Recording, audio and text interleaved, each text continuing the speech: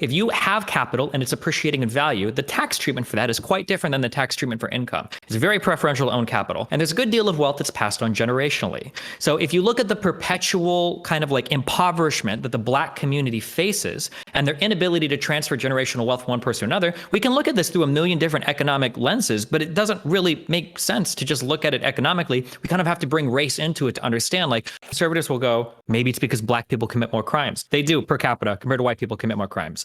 But run it one step back. Well, why? Is it essential that African Americans are criminal more than white people? Is that just a thing that's like baked into like the biology of an African American? CTV brought up, well, it's because there weren't a lot of Black fathers in the home. Okay, that's interesting. So now we've got an environmental cause. Why were there less Black fathers home than there were white fathers home? Run that back one more time, right? Don't even make that implication. What is your opinion on critical race theory? Is it a specter haunting America, or is it a legitimate form of academia that deserves respect? We're going to start in the bottom right-hand corner this time with Kevin Castley. Yeah, so, it's interesting. I think in general, I'm somebody where my general stance on this is that when you look at racism, especially if we're talking about American politics and everything, it's very clear that, the U.S. does have a history of racism, as well as Canada, where I'm from, as well. However, the problem is, how do you go about addressing, both the teaching of racism as well as any sort of holdover legacies of it? And the issue that I have with critical race theory in general is that as one of the sort of primary perspectives or lenses through which the issue of race relations and power is viewed, is that even the concept of essentially objective reality, or that there can be ascertained an objective sort of view in social science, that's put into question. And I think that the issue that a lot of people have generally right now with CRT is that there's a narrative that's generally promoted here,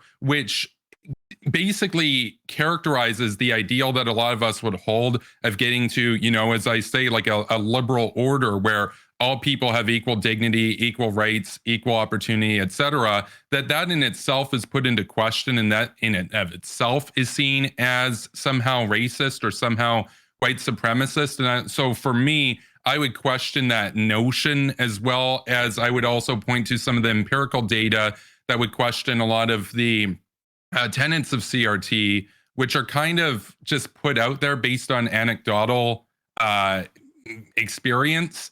It's not to necessarily discredit the experience of any individual person, but that within the context of an academic discipline, objectivity has to be one of the core aims, that there has to be an acknowledgement of that. So thank you. No problem. Now we're going to throw it over to Humanist Report.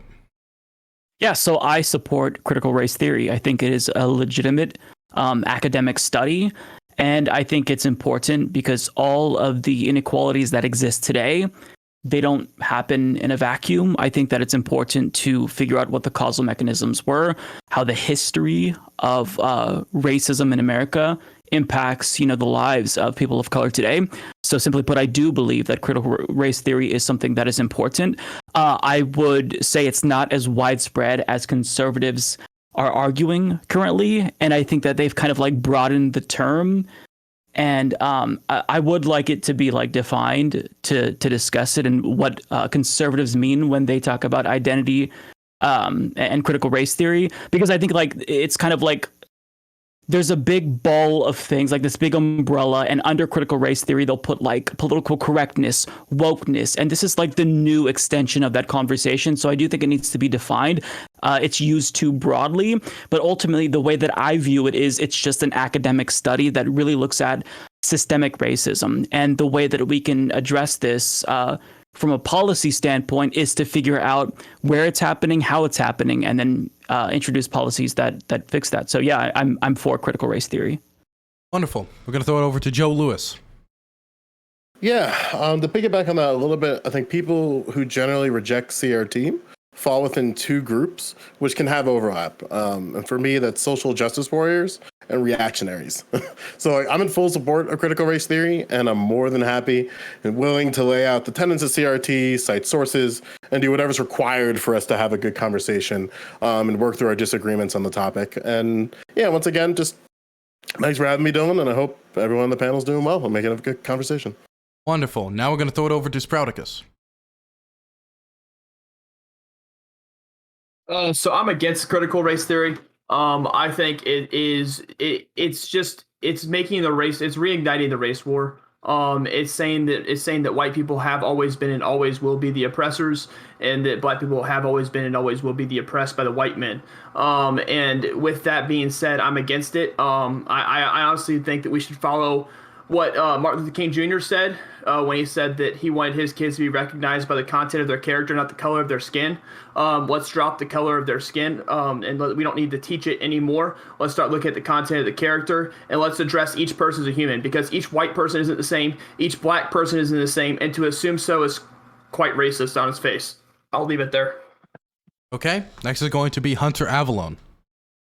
Sure. So I'm not really like a huge fan of critical race theory. However, I recognize it for what it is. It is an academic field that can be used for good or it can be used for bad. It can help us learn valuable insights in the world. It can also be sometimes presented in ways that might not be very effective or kind of cringy, like white privilege seminars in corporations or whatever. I think it's really important that we just start with defining what critical race theory is. So critical race theory is simply critical theory, but adding race into the equation. So critical theory looks at how culture, history, and society intersect to create environments and outcomes. I think that most people on this panel and most people listening agree. He just got yeeted. He got silenced. He got silenced. That's the effect of critical race theory. Critical race theory got me out of here. Can you hear me? What just happened? You just got yeeted. I have no clue. Hold on. Okay. I apologize for that. My bad. All right, let me get back to what I was saying. I think that we all recognize to one degree or another that we are more or less a product of our environment. And critical theory just looks at how that environment is created. So once we add race to the mix, it's the same thing. It's looking at how history, society, and our culture intersect to create racist outcomes in certain environments. Right. So I think that at the end of the day, we need to just look at what critical race theory is as an academic field, and we can critique ways in which it is presented that might be harmful or ineffective, but we can also recognize the valuable insights that critical race theory has brought us, like examining systemic racism within our criminal justice system. Wonderful. I'm going to throw it over now to Destiny.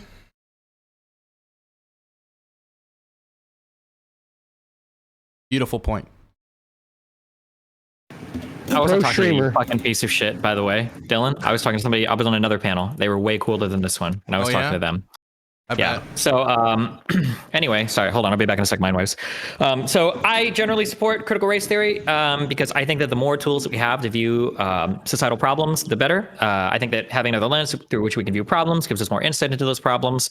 I think instead of like broadly rejecting an academic discipline, which is really weird, I think it makes more sense to quibble over like how does anything get like actually implemented into a curriculum at the end of the day. I think that those are valid discussions, but you just offhandedly hand wave an entire academic field because of weird charges of like they don't believe in data or they tell too many stories or whatever. I think is a pretty anti-scientific approach to any particular scientific or sociological field. Wonderful. Gonna throw it over to CTV. Well, critical race theory, right, as I look it up, is loosely unified by two common themes. First, that white supremacy, with its societal and structural racism, exists and maintains power through the law. And second, that transforming the relationship between law and racial power and also achieving racial emancipation and anti-subordination more broadly if possible. Okay, so that's just from Wikipedia.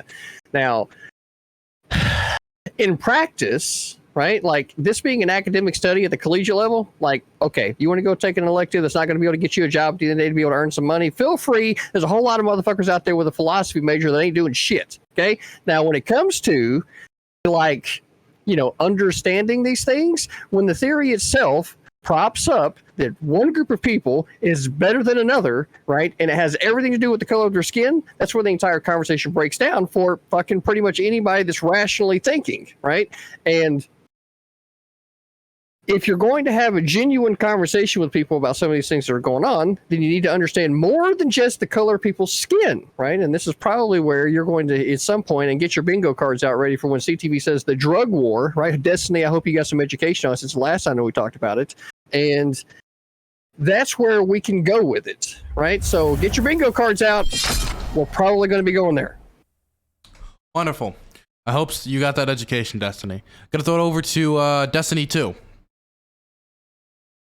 All right, so I'm always excited to see CTV steer a conversation towards the drug war. I'm always in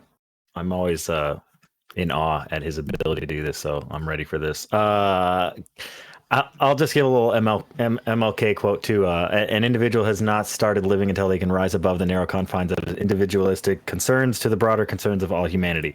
I thought liberalism kind of had this base covered with the whole like equality before the law. I thought we were kind of headed in that direction. I don't really understand. Like, I understand CRT's purpose as far as like in like the collegiate level.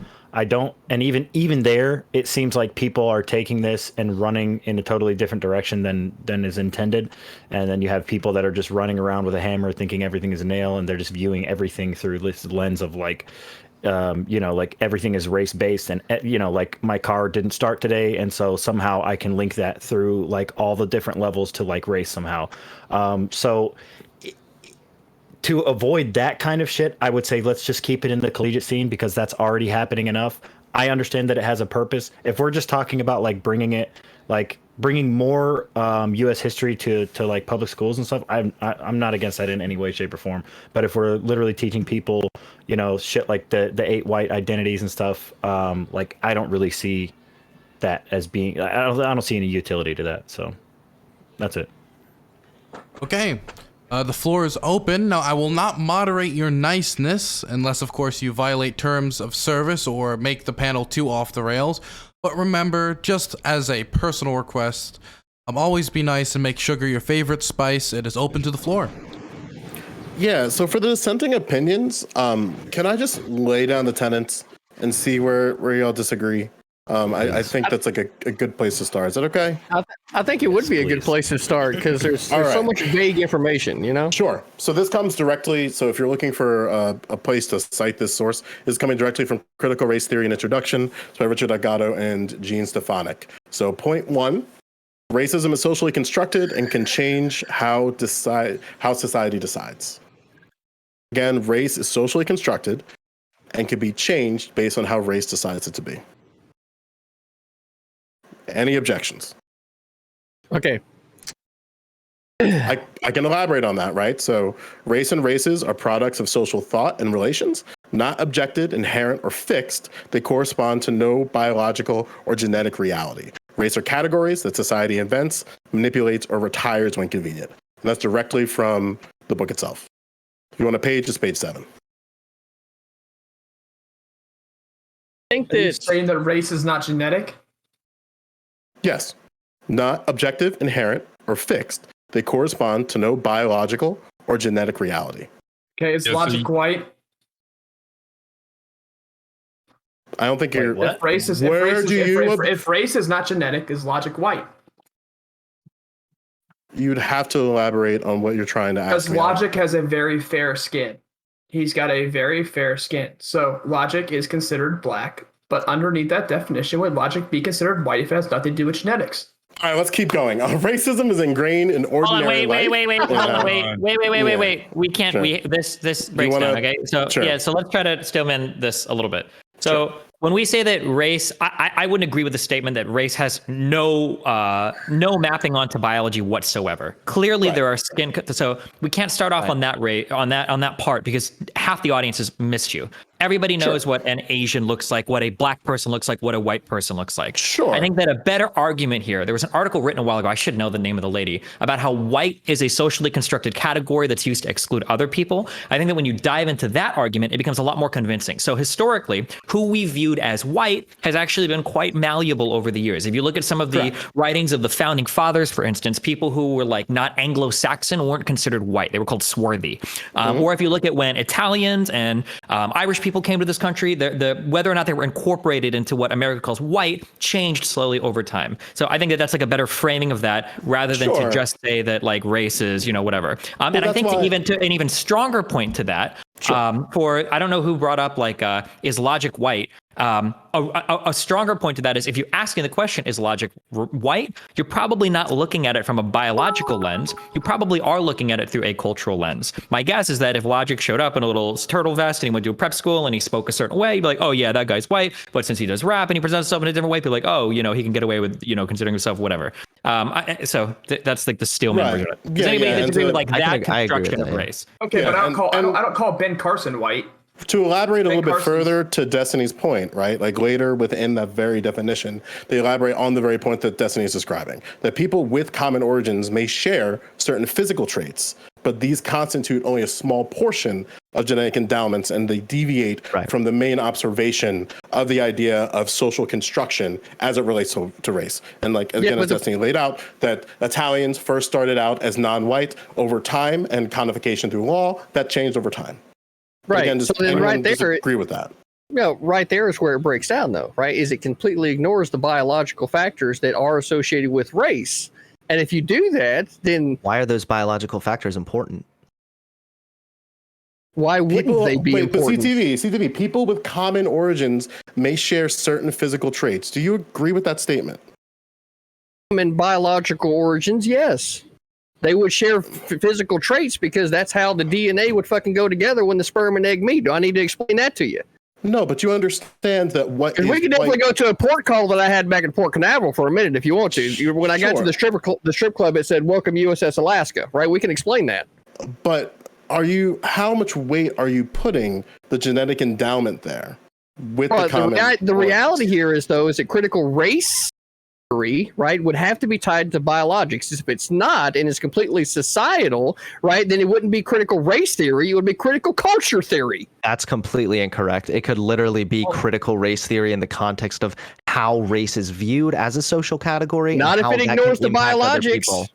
Not if it ignores the biologics, which is exactly what you'd have to do in order to prescribe to it. Can you tell me what biology specifically? If we're talking about the difference between critical race theory and critical culture theory, right? So the argument is that race has almost nothing to do with genetics, and almost everything to do with how you present yourself and what culture you grew up with, what culture you grew up in.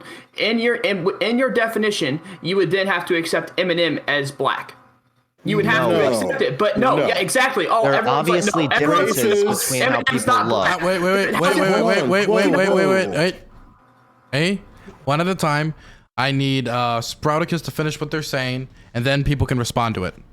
Okay, because how is Eminem not black? Eminem grew up with black culture. He's still inside of black culture. He raps. He is the white person in black culture. So with what you guys are saying is that DNA doesn't matter. It's all about culture. It's all about how you grew up. It's all about how you present yourself. Then you must accept the fact that Eminem is black. But no one here is willing to do that, which because puts you're me completely missing what they're. Zach, you're missing. Yeah, hold on. But there's Eminem's not the only example. We can point to Elvis Presley to go even further back in time. Guys, stop. One example at a time. Let's address that. Hold on. So really clearly. Okay. So if race is socially.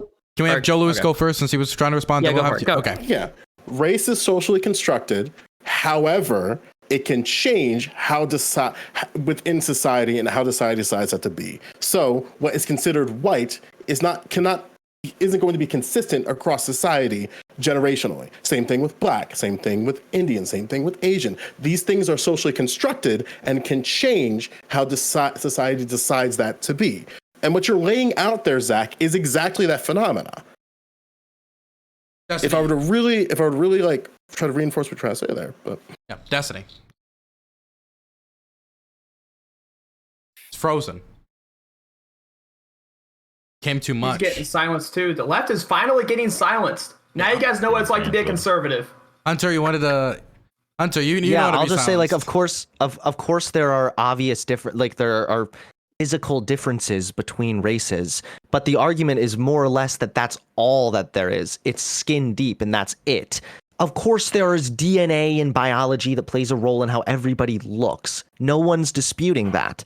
This whole is Eminem white or black or whatever is completely irrelevant. Like, we're not disputing that. What we're saying, though, is that other than skin color, that's more or less all that it is.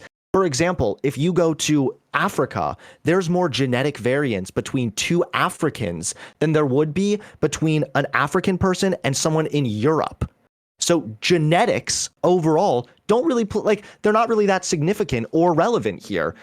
Race is more or less, the category of race is more or less a social construct. It was a social construct, then why is it that I have higher cheekbones? Why is it that my skin tans? Do you understand what a Why social is it- construct is? Why is it that my hair darkens, right? Why does it lighten when I it have gets a- wait, more? I have a really Why are these serious things question happening? for you. Because Do of you- biology. I realize science, is something that's probably missing in the education, right? Good right now for observation, you. buddy. Okay. It is an observation. Okay. It's been made, right? And that's what's missing in your Okay. education. So we're gonna have right? Hunter respond, and we're gonna go to pro streamer Destiny. Okay. No, go ahead. Let him go. Okay, Destiny. Okay, so this is very frustrating because none of us actually disagree on this, okay? We need to pick our terms better, okay? So obviously, race must map on to some type of biological reality, okay? Nobody is going to call me black, no matter what kind of arguments I make for private language, okay? Nobody's going to call Eminem black. Nobody's going to call Obama white, right? So we can all acknowledge that it must map on to some sort of reality, right? However, we can also acknowledge that there is a heavy social influence as well.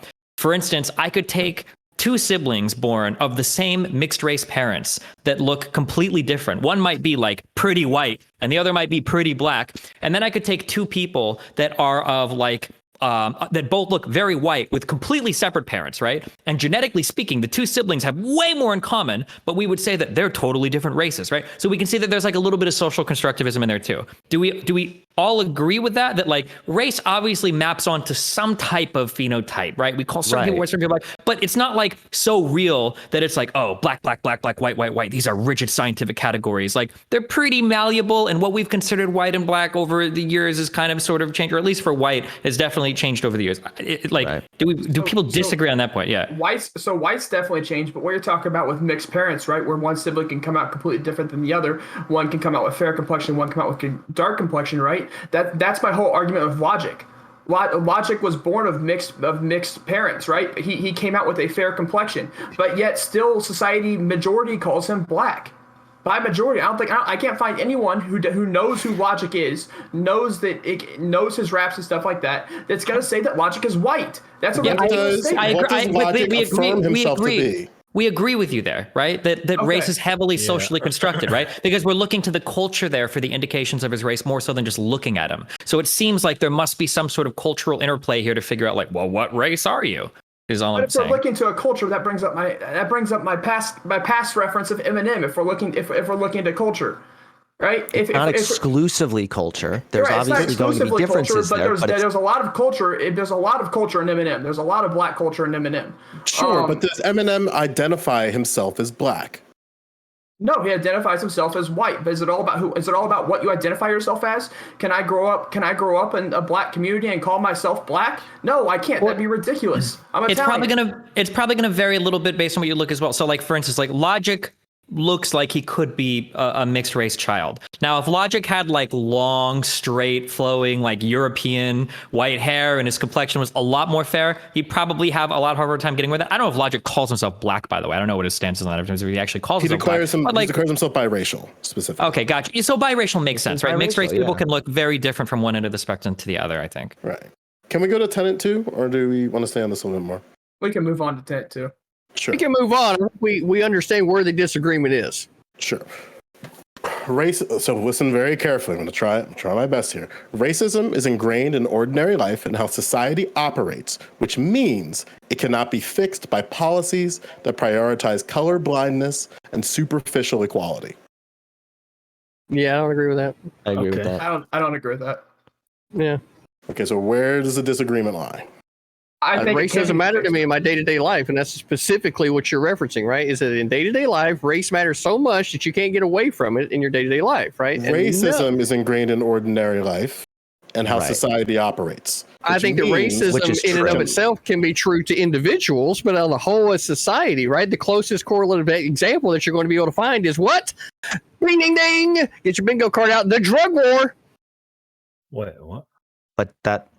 So what? That's the most correlative example you're going to be able to find, right? I really lost. No, I mean CTV. we're still coasting off of like a lot of like the redlining and all that shit. Like, so I mean it's not like a crazy outlandish claim. It's not like the craziest claim to make. It's not a crazy outlandish claim at all. It's actually a completely reasonable claim, and it's really funny that critically thinking veteran came in here saying that in the terms of saying that he didn't want people to. Sorry, go ahead. If you're just saying it in specifically the terms of like you're like every individual's like day to day, like you going to the grocery store, like yeah. But if we're saying like if you're using it specifically what I'm talking about, because that's what Joe said, the way society operates. I'm not going to say redlining has not. I'm not going to say that redlining has not affected the black community. It's definitely affected the black community. I'm not going to say it hasn't. But what Joe Lewis is arguing is that it's a cultural thing and it can't be fixed by policy. I 100%. No. To be very clear, wrong. To be very clear, so restate what you said. Racism is ingrained in ordinary life and how society operates, which means it cannot be fixed by policies that prioritize color blindness and superficial equality. To elaborate on that, color blindness or formal conceptions of equality expressed in rules that insist only on treatment, should be same across the board, generally approaches and only addresses the most blatant forms of racism. And even within critical race theory, the introduction, which is all where this is coming from, they cite redlining as an example, but they clarify that you can tackle something like redlining, but that might not necessarily solve de facto segregation or the consequences of redlining. So no, I disagree with that. I disagree with that almost completely. When I was in the Army, I went through basic training, and we didn't have skin colors. We were all green. That's the color we were. We were all green, right? And so even if basic didn't hammer that home, if you go overseas, I've talked to plenty of veterans that were racist before they joined the military, but when they were paired side by side with their brothers in arms who didn't look like them, they figured out that race was stupid. Why do I hate this person because of the color of skin? That's absolutely asinine. He just saved my life. Who am I to hate this guy? These are stories that are not hard to find. You can find these all over the place. And so, yes, I believe that policies can make a difference, because that's what did make a difference in the military. We're not arguing against policies, right? There's not an argument being made against policies. There is an argument against policies. Are you not hearing it? He said policy. He said specifically. I'm sorry. You can you can reread it, because I don't think he's hearing policies that prioritize color blindness and superficial equality. So what you would have to establish is what policy is implemented within the armed services. As example, what education is a service member given when they go to interact with cultures in Iraq? Even so, I would actually say that education given to soldiers when they go to Iraq is they're taught the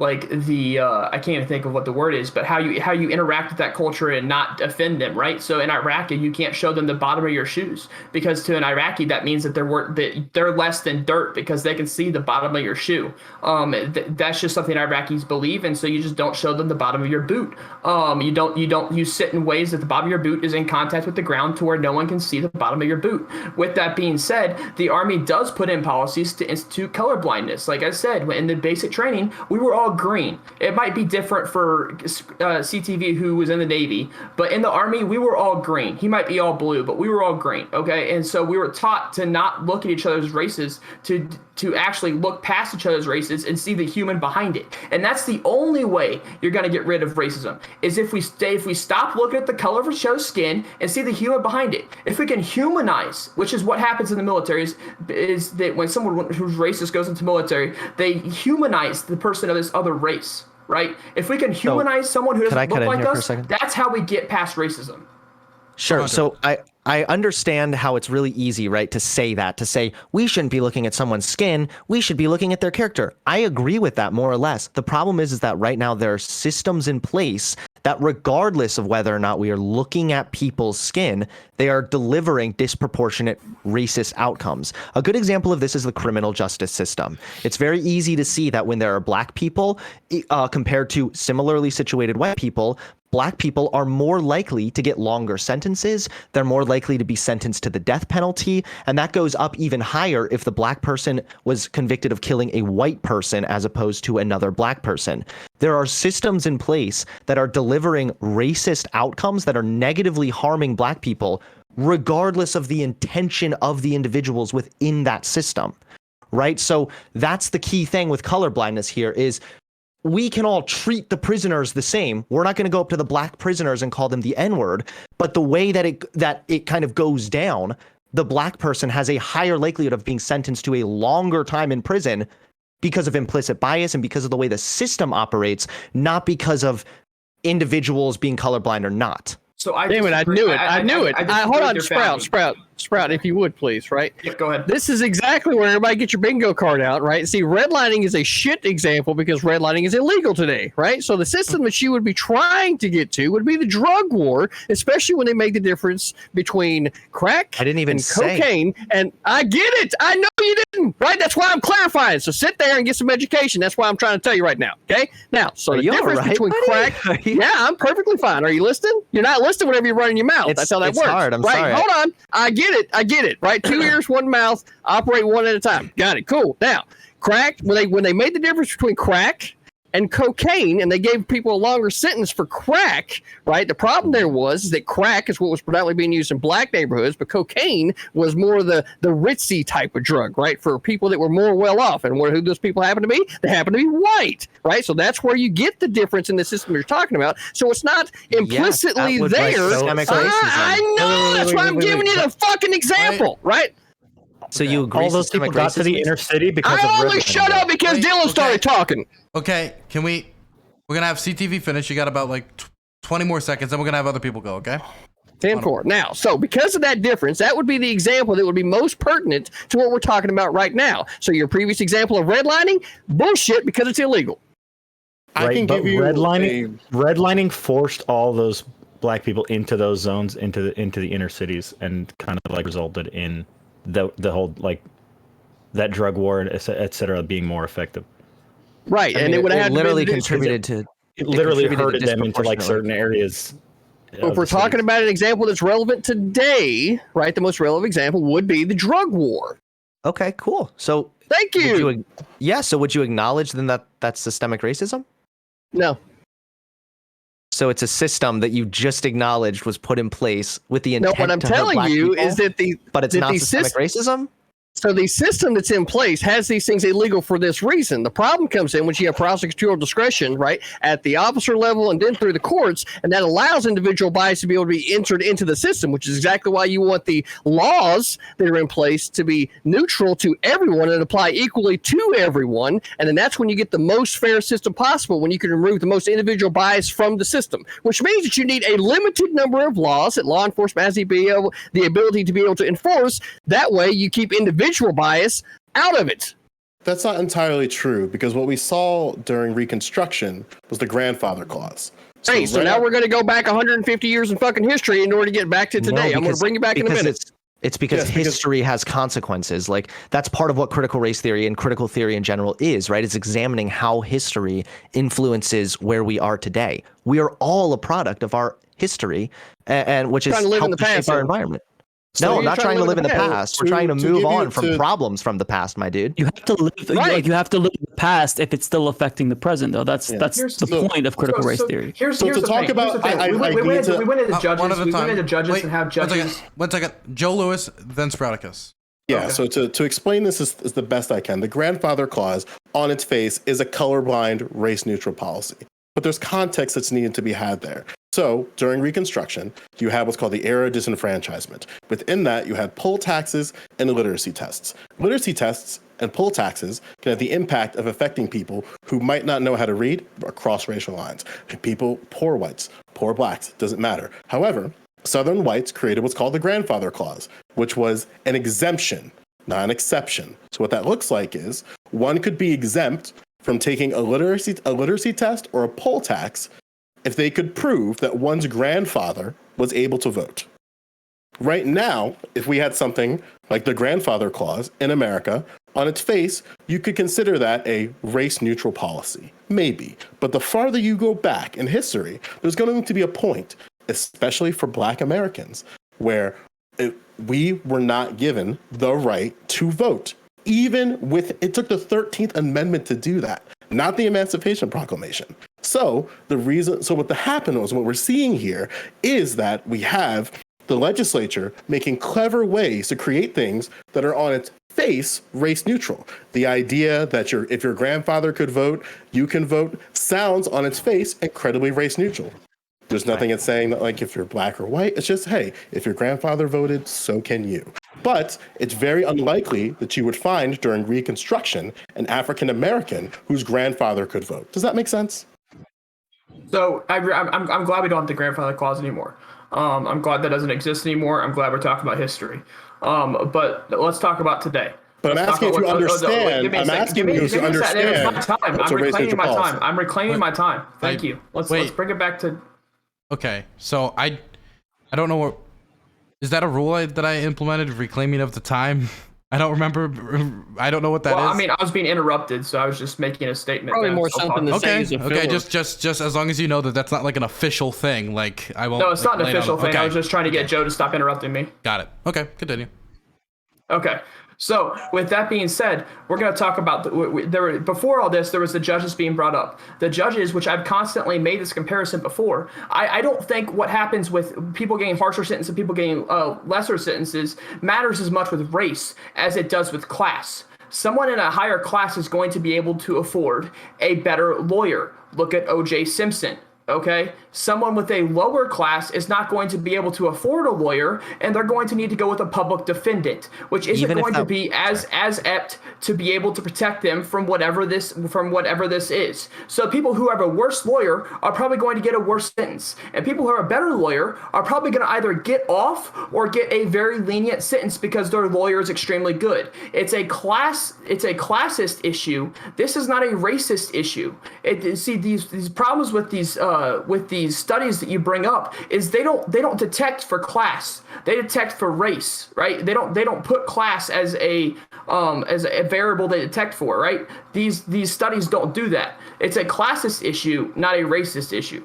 Did the grandfather clause have the racial as an impact of disproportionately disenfranchising Black people? Let me rephrase that again. Let's take it all the way back, right? If we're going to bring up history, let's go all the way back to the Portuguese slave trade, right? Where they started rounding people up and then carting them over to the North American continent back before America was even a fucking country, right? So how far do you want to go back with this fucking history? That's kind of like, so you can either address the problem of today and move forward, or you can live in the past. Is exactly what I'm talking about. So we agree that at some point in time, policies have existed.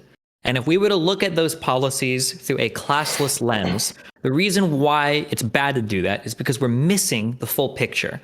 So another example might be after unions were forced to start to desegregate their workers, some unions had policies where it was like, okay, fine, we're not going to segregate all the shitty jobs to the Black people and the good jobs to the white people. We're going to let anybody work whatever job they want. However, if you want to move into a good job, you need to have had seniority in a good position already. Now, on its face, like the grandfather clause, there's nothing racist about that. But the problem is that when you go back, well, the only people that weren't allowed to keep those positions or have those higher paid positions or the more qualified positions were Black people, right? So, and I think we all agree on this because this is this is a very logically deductive argument. It flows through, it extends naturally, that there might be some policies that are created that have a disproportionate impact on a certain race. And if you go one step back, they basically are racist. But if we don't look at them through a different lens, we completely and totally miss how these things are racist. That's the only thing that is being said. Now, for people saying that like, oh, well, it's good that that grandfather clause is gone, or it's good that, unions don't segregate people that way.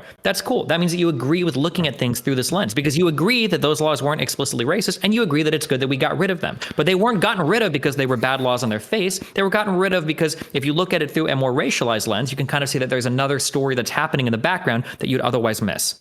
I would like to have a law brought up today that we can look at through that lens. Do what? I'd like to have a law brought up that it still exists today, because each law that's brought up is gone. It's bye bye, adios. I'd like a law that's brought up. What about the drug war? In action Well, today. so the thing is that like we're taking like a holistic view of society. So it's never going to be as easy as like this law says that if your ancestors were slaves, you're going to get fucked, right? There's not going to be a law like that. But so here's like an example. Maybe we look at the fact that tax laws are set up in a way. So ProPublica just released a big article about billionaires not paying tax, right? Maybe we look at the fact that, hey, capital is treated very fairly in the tax system compared to income, right? If you have capital and it's appreciating in value, the tax treatment for that is quite different than the tax treatment for income. It's very preferential to own capital. Now, believe it or not, slaves weren't allowed to own capital in the United States, and there's a good deal of wealth that's passed on generationally. So if you look at the perpetual kind of like impoverishment that the black community faces and their inability to transfer generational wealth from one person to another, we can look at this through a million different economic lenses, but it doesn't really make sense to just look at it economically. We kind of have to bring race into it to understand like, oh, okay, well, this might be a reason why black families are struggling. Maybe there is a different reason besides just bad financial planning that black families never recovered from the 2007 housing market crash the way that white families did. It's not the inability, Destiny, as much as it is, and I'm going to say this anecdotally, it's not as much the inability as it is there's a certain culture in America that wants to stay where they are. They don't want to leave the place where they grew up. In fact, they've got a lot of pride in the place that they grew up. And with that being said, it's going to be hard to be it's going to be harder to prosper in that side of town, right? Whatever side of town that is for you. I don't know. For Indianapolis, it's the east side of town. But with that being said, we do see people that work their way up. We do see these. These aren't anomalies, right? Ben Carson is one of them. He was the first brain surgeon to ever separate conjoined twins conjoined at the head. So it's not the inability to work their way up. And it's not the inability to pass this generational wealth on. So what you just said was a really, really good example, right? That everybody in the country generally probably wants to stay about where they grew up at, that people have a big attachment to that. However, because of another policy that we brought up in the past, redlining, there's going to be way different economic opportunities available to different types of people, even if they're making the same choices, right? If a wealthy white person grows up in Beverly Hills and wants to stay there his whole life versus a poor black person living in a shitty part of Oakland wanting to stay there for their entire life, right? They're making the same decision, but the outcomes are so different. And part of the difference in those outcomes was driven by racialized policy. So looking at both of these individual actors through a class lens and saying like, oh, well, this just must be wealthy and poor people and the difference between wealthy and poor people, and that's it. You're missing a big part of the story there for why their outcomes are so different. See, here's the issue. Here's the issue with that argument, Destiny, is you're looking at it, and what you're not seeing is the difference between equality of opportunity and equality of outcome. There's the same equality of opportunity. There's not in the United States, absolutely not. There's not though. You don't believe that, right? So would you? Wait. Would you be okay with like because this is something that I think, and the CTV probably too, because we're against like the drug war, et cetera. We want shit to happen, right? Would you be okay with like us doing something in the inner city in Chicago? Wouldn't you like to see something done there, like as far as like infrastructure or some kind of like? Because I think we could agree that there are people that are born there. Yeah. Like there's 8-year-old kids getting shot because of like gang violence and stuff. Like it's pretty impossible to get out of a situation like that. So. I mean, I would love to see these inner cities changed, and I would love to see them change for the better. That's what I'm trying to do. I'm a pastor, so I'm a pastor for a church in the inner city. So and that's where the city of Indianapolis has completely forgotten about the east side. They don't care about the east side. And typically, if we follow this back, if we look at who's in control in the government for these places, right, you're going to see a very, very large majority be blue, be Democratic. Right, and so then we have to come to ourselves. We have to ask our questions. What are these Democrats missing? Why don't they care about these communities? Like, why aren't they making these communities better? Sure, but that's right. But that's to bring it back. Like, what are the Democrats not doing to make these communities better? Right, but okay. Yeah, to bring it back, hold on, Nacho, real quick. So to bring it back, right? Because you brought up the tonic of the point. We're only on tenet 2. That racism is ingrained in ordinary life and how society operates, which means it cannot be fixed by policies that prioritize colorblindness and superficial equality. And the more I hear you talk, the more I don't think you disagree with that. Me? Yeah, that's what I was trying to point at. Like me asking that was the point of that was just to say like, so there is a utility, and that's where like I have mixed feelings of this because I'm trying to figure out what even the positive is of CRT. Like what positive argument here for CRT is, because Well, like if we're just yeah. talking about like using the tool when it's time to use the tool, like using the hammer when we have a nail versus taking the fucking hammer and beating on everything like it's like everything is a nail, I'm fine with that. Like using the tool when it's time to use the tool is fine. But when we're just taking it and running around and beating everything with it, like obviously that's not gonna fucking help anything. Yeah, here's the problem. Here's the problem though, which is that it basically assumes here, and then in the assumption that, oh, well, colorblind policies and this sort of thing, they can't fix what's basically defined as a systemic problem. The issue here is that it does essentially boil down to individuals. In other words, unless you were to regulate and mandate everything play out in an exactly specific way, there are going to be individual biases and individual differences that will produce a system that's not entirely homogenous across the board in terms of its outcome. And so it depends on the extent of freedom that you have. And the big problem that I have in a lot of this is that, yeah, there are historically speaking systemic problems that are out there.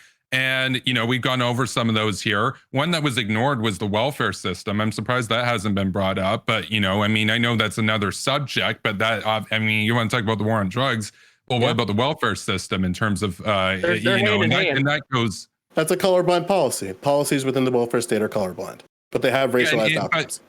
But the thing is, the welfare system has obviously had a very negative outcome on poor people in general, but also disproportionately, historically speaking, on Black people within the United States. But the big issue in terms of these systemic racism, yeah, in terms of these tenets, though, is that what do you do with that? And so part of the problem is that if you say right off the bat, well, colorblind policies and egalitarianism, formal egalitarianism, whatever you want to call it, doesn't lead to substantive egalitarianism, I would actually disagree with that, because I would say that what you want to do in the long run is to basically correct for individual biases. In other words, the system itself at the moral level, at the values level, is colorblind, and that's the end goal that everybody wants to see. But we still see that in individual interactions there are cases of racism. Sometimes it will go the other way around, but in this case, if we're talking about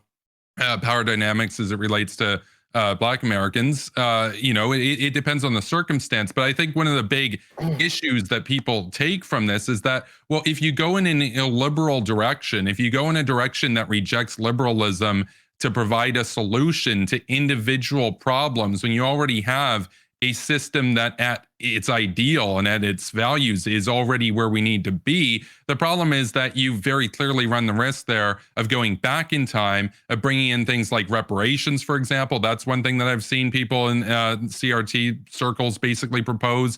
And now all of a sudden, that's not true unless you would actually cite. You'd have to cite individuals. And now you're going in a direction where you're essentially bringing about racial animosity and creating a case in which it's harder to get to a liberal world where everybody does have equal dignity and racism is a thing of the past. I'm gonna just wait, quick. We'll go to Joe, then Destiny, then Hunter. I just thought Joe had a really emotional reaction to that, so I wanted to throw it over to him, like immediate kind of like. Yeah. So again, Kevin, in your language, you acknowledge that racism is ingrained in ordinary life, how society operates. Then you also acknowledge at the same time that because of that, it cannot be fixed by policies that prioritize colorblindness. And we laid out a bunch of, or superficial equality, and we laid out a myriad of examples here, and of examples of colorblind policies that lead to racialized outcomes. And another one that I'm going to throw into the mix, because Zach asked of a recent law or decision, look no further than Shelby County v. Holder. And that was a Supreme Court justice decision that stripped pre-clearance clause from the Civil Rights Act. And with that had the impact of closing down over 1,000 polling facilities in majority minority districts. So you had a policy that on its face was trying to tackle the idea that maybe we're past racism and we don't need to judge voting laws because maybe they're not discriminatory anymore, because within the argument of the decision, it was so long ago. But even within that, we had racialized outcomes within a Supreme Court justice decision. And because of that decision, that now sets precedent. So any type of voting law that a state that was formerly under preclearance could now have a racialized outcome. And there's no checks and balances for that. That's what preclearance was trying to do. There I is guess checks and balances for that. There's legislation. Wait. No, because preclearance is gone. There's legislation. You can legislate it. Preclearance is gone from the Voting Rights Act. Destiny? Yeah, so real quick, all of us agree that not every conclusion, or hope we should all agree with this, not every conclusion that comes from a proponent of critical race theory or any academic theory is going to be something that we can always agree with.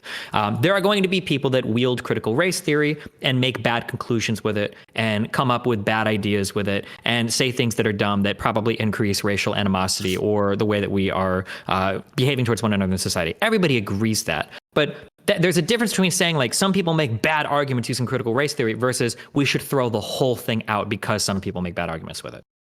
Right. Well, I just want to be clear here. I'm not advocating for like banning it or whatever. Obviously, if you're in a college or something, you can take whatever courses you want. But the issue that comes into play though is that at the end of the day, people can cherry pick things and people can select particular points in which you can racially code something to provide a narrative of, a racial bias. So a great example of this would be, what happened in terms of Derek Chauvin and George Floyd. That was horrible, but of course it ignores that twice as many whites are killed by cops in the United States. And so, and you never hear their names in the media, for example. And so the problem that we have here is that if you've got thousands of laws, or potentially tens of thousands of laws at the federal level that are all great, then you can point to a couple cases or a couple rulings that you can craft a narrative of systemic level racism. The issue with that is that, well, are we going to abandon the entire liberal project? Are we going to abandon what the end goal that I think hopefully everybody would agree on is where everybody wants to be, just based on, a couple different rulings and whatnot? I mean, I just see that as essentially problematic in the grand scheme of things. So I don't think anybody, or it shouldn't be the goal to throw out all of liberalism. I don't think that should be anybody's goal, but sometimes you need more. CRT. If I could just add on, sorry, go ahead. Just two things real quick. One is immediately. Yeah, I don't think anybody's goal is to throw everything out in terms of liberalism. And then secondly, just the I don't want to harp down on statuses or whatever, but it is incredibly suspect when anybody starts throwing out absolute figures to say something like twice as many people are killed by the cops as black people. That's just an incredibly silly stat to throw out when we would obviously look at the per capita numbers. There's 10 times as many, or there's 6 or 7 times as many white people as black people in society. I don't know why we would ever make a comparison between absolute values. It's just a really nonsense term to throw out to make a point. I don't know why anybody would do that. Well, the issue though is that it's a higher per capita rate for black Americans, but that also corresponds to black Americans have a higher encounter rate with police. So when you actually look that's at the great, but you're making a totally separate. That's a totally separate argument now, which might be valid, but that's just a totally. That's different. actually not even because that would just once again play into systemic racism, right? Wouldn't that once again just why are black people encountering police more? Because poverty is closely correlated with crime. So why are black people in more poverty? Well, because of previous historical racist policies, right? So there you go. But there are poor whites that are in a bad circumstance that don't have the same run-in rates with police. At some point, CRT you have to doesn't exclude poor whites. Individual agency, right? CRT doesn't exclude poor whites. Intersectionality still exists within the framework. If I could also add on to kind of what you were getting at is race, Joe. Wait, no. Critically thinking veterans, please. Wait. Okay. I've been able to think critically when that guy isn't talking. Hunter. Shh. Hunter Avallone has waited very patiently, and I want to make sure he has the time to say his piece. Okay. Now you can go.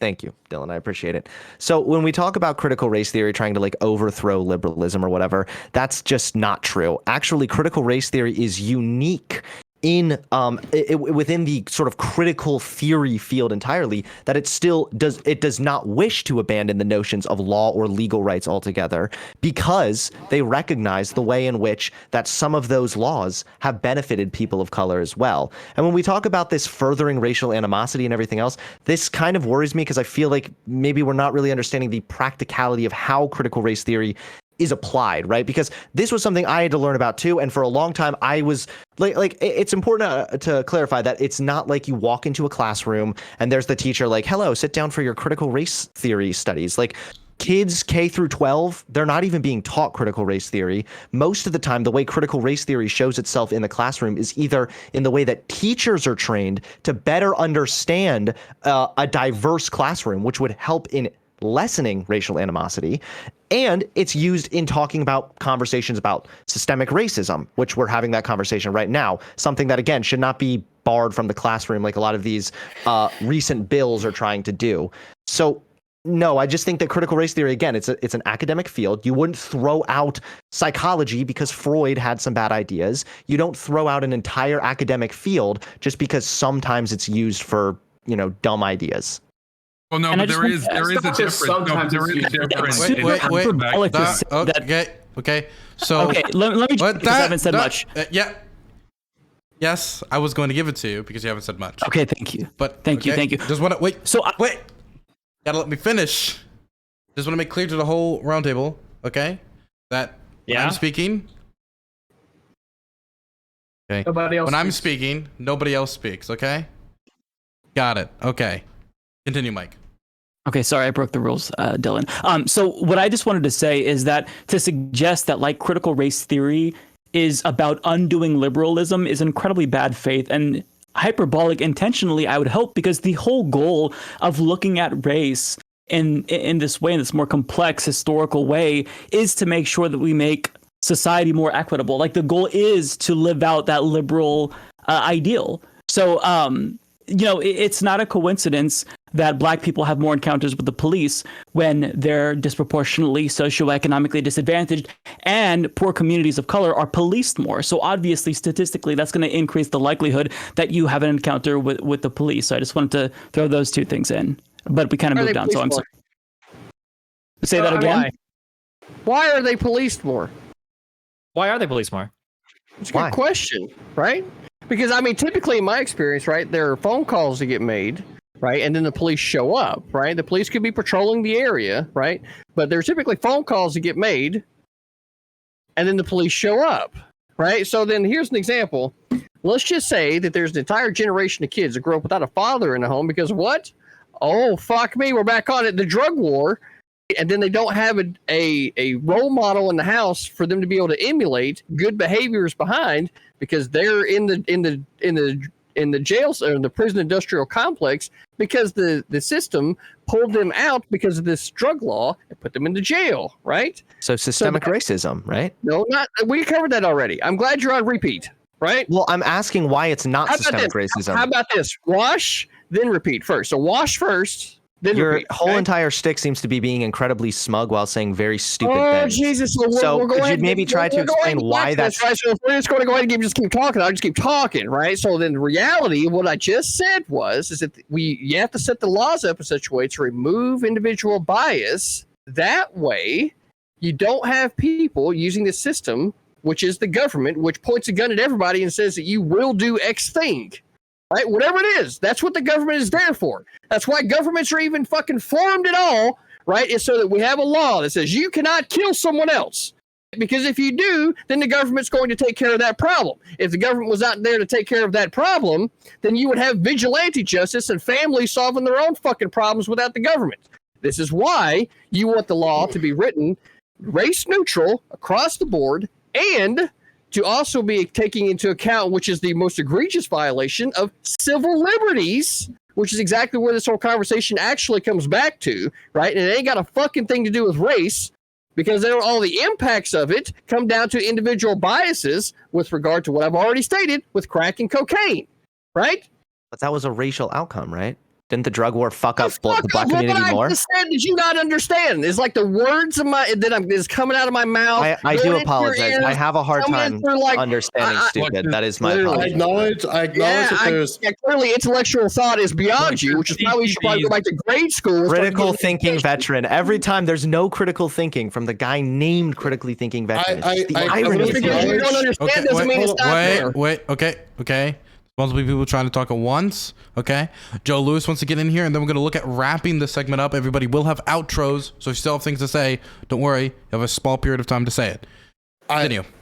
I want to acknowledge that we're only on the second tenet of 6. So do you want to move to a third tenet, and maybe we can hash this out? I can see where the disagreement lies. I'm not exactly sure if, like, real quick, what you got, D? Honest to God, Joe Lewis, you approaching it in this manner is, I think, the only actual way to have a discussion over critical race theory. And I've said this in debates I've had in the past about this.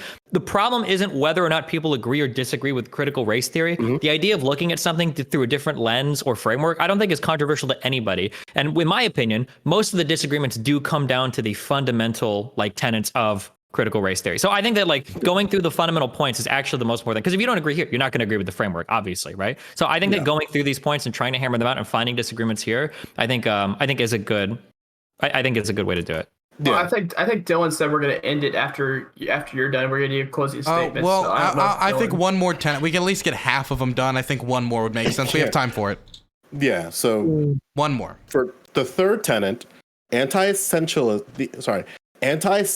understandings of racialized groups is vital. Wait, say that again? Yeah. Anti-essentialist understandings of racialized groups is vital. An elaboration of that within the text is that no person has a single, easily stated, unitary identity. Define another way of saying this maybe is when we say anti-essentialist, we're saying that some particular trait isn't essential to the race of a person, which I think is a really good way to analyze that last example that we brought up of why. So something will happen, okay? Black people seem to have way more problems with the police than white people. Now, liberals will go systemic racism, and conservatives will go, okay, well, why is that happening? Maybe it's because black people commit more crimes. That's true. They do per capita compared to white people commit more crimes. But run it one step back. Well, why? Is it essential that African Americans are criminal more than white people? Is that just a thing that's baked into the biology of an African American? Well, somebody else, CTV brought up, well, it's because there weren't a lot of black fathers in the home. Okay, that's interesting. So now we've got an environmental cause. Why were there less black fathers home than there were white fathers home? Run that back one more time, right? So we're not essentializing some part of a black or a white person, It's an intrinsic part of a white human to be a good academic person and then go on and do a good job, and it's an essential part of a black person to be a criminal. There's probably some cultural aspect at play here that's causing these things to happen. And when we point to negative parts of the black experience, whether it's high amounts of single mother households, whether it's high amounts of poverty, whether it's toxic rap culture, usually these things are rooted back in real on the books policies that were US codified law that had racialized text, not just outcomes, but racialized text in it as well, which I think is important to acknowledge. Right. So, I mean, where was the racialized text specifically, though? Where's the what? Where's the racialized text specifically in the drug war, though? Everything you just said is an example of the drug war, right? I don't know what your fascination is with the drug war, but so very specifically, we can talk about things like redlining. Certain banks ubiquitously, financial institutions would not give loans or allow black people to live in certain parts of certain cities. So we started to get highly racialized cities as a result of on the books policy for a lot of these financial institutions. That would be an example of a racialized outcome, or slavery, or segregation. Would be examples of I don't know how welfare fits in there, but the idea that you have these racialized on the books, not Plessy, Ferguson v. Plessy. What is the word I'm looking for? Plessy v. Ferguson. Plessy, yes. The idea that we have separate but equal institutions, right? These were on the books laws that were codified racism. Plessy, yeah, gotcha. Okay, right. So that's where specifically, you asked the question, right? And so you asked the question. This fascination with the drug war, right? It's 50 years of history, right? That we've been living with this drug war since the 1970s, where the federal government decided to pour a lot of money, right, into the enforcement of drugs. And it didn't really take off in the 70s, right? It really took off under the Reagan administration, and it fucking skyrocketed, right, under Clinton. Right. So because of that, and to explain it to you, right, the reason why welfare ties into this is because when you remove the father from the home, right, is the breadwinner. Now the mother ends up on the system. Right. And then because of that, that's how you create, right, the institutional welfare that happens because the father was removed the home and now the mother's on the welfare, right? So You're missing that a right step, there is. CTV. You're missing 2 steps. Oh my God! I realized it when. Yeah, just goodness. So because of that, right? 50 years of history has gotten us to the point to where we're at now, right? I would argue that, like rap culture that you just said, right? That probably has a lot to do with the drug war in and of itself too, because how are these people going to be able to make a living, right? By whatever means that they can. Okay, And can I then just you have also, one- Yeah, can I real just- quick, Okay. but then you include, right, other policies that actually remove manufacturing from the country and send it overseas, and then you can see how this entire problem with the government and its involvement in the free market starts to compound all of these issues overall. Sure, just like 1 or 2 questions. So you said the drug war, crack versus powder cocaine. One of the big differences between crack and powder cocaine is how expensive one is versus the other. Do you think there might have been a reason why black people had less wealth to buy crack cocaine versus white people having more wealth to buy powder cocaine? I think it has a lot to do with how it's processed. Well, no, there's a difference in cost between the two of these. Do you agree with that or do you disagree with that? I'm not actually going to my dealer to get that, right? So Okay, I well, wouldn't know. crack is cheaper than powder cocaine. That's pretty well known by most people, right? So even baked into that right there, even if we do say that crack and powder cocaine are done differently, right? Even that might have like a more racialized history than just the idea of like the laws were done discriminately. Like it might be that like black people have less money to buy different types of recreational drugs versus white people, or it might be the types of drugs available in different neighborhoods are different based on the financial well-being of those neighborhoods as well, right? That's all I'm saying. So I mean, there is though, is crack cocaine is still cocaine, right? The difference No. there is how it's processed. The Right, difference is because- how it's absorbed by the body. It's two separate drugs. No, it's different. It's different in how it's administered, because you take the cocaine, right, and you mix it with a little bit of baking soda. You put it in a spoon with some water, right? You heat it up, right, and then you inhale it, right? So that's where the difference is, and that's why they criminalize it differently, and that's why there's a difference between crack and cocaine. If there wasn't a difference, right, in how it's administered or brought into the body, or what its effects is on the body, nobody would have bothered doing it, right? Otherwise, everybody would just kept But snorting the shit are you- rather than CTV, inhaling it. Like the CTV, CTV, are you I know. familiar? I know we can get into like the whole drug war and all this kind of stuff, but I think there are so many other factors here.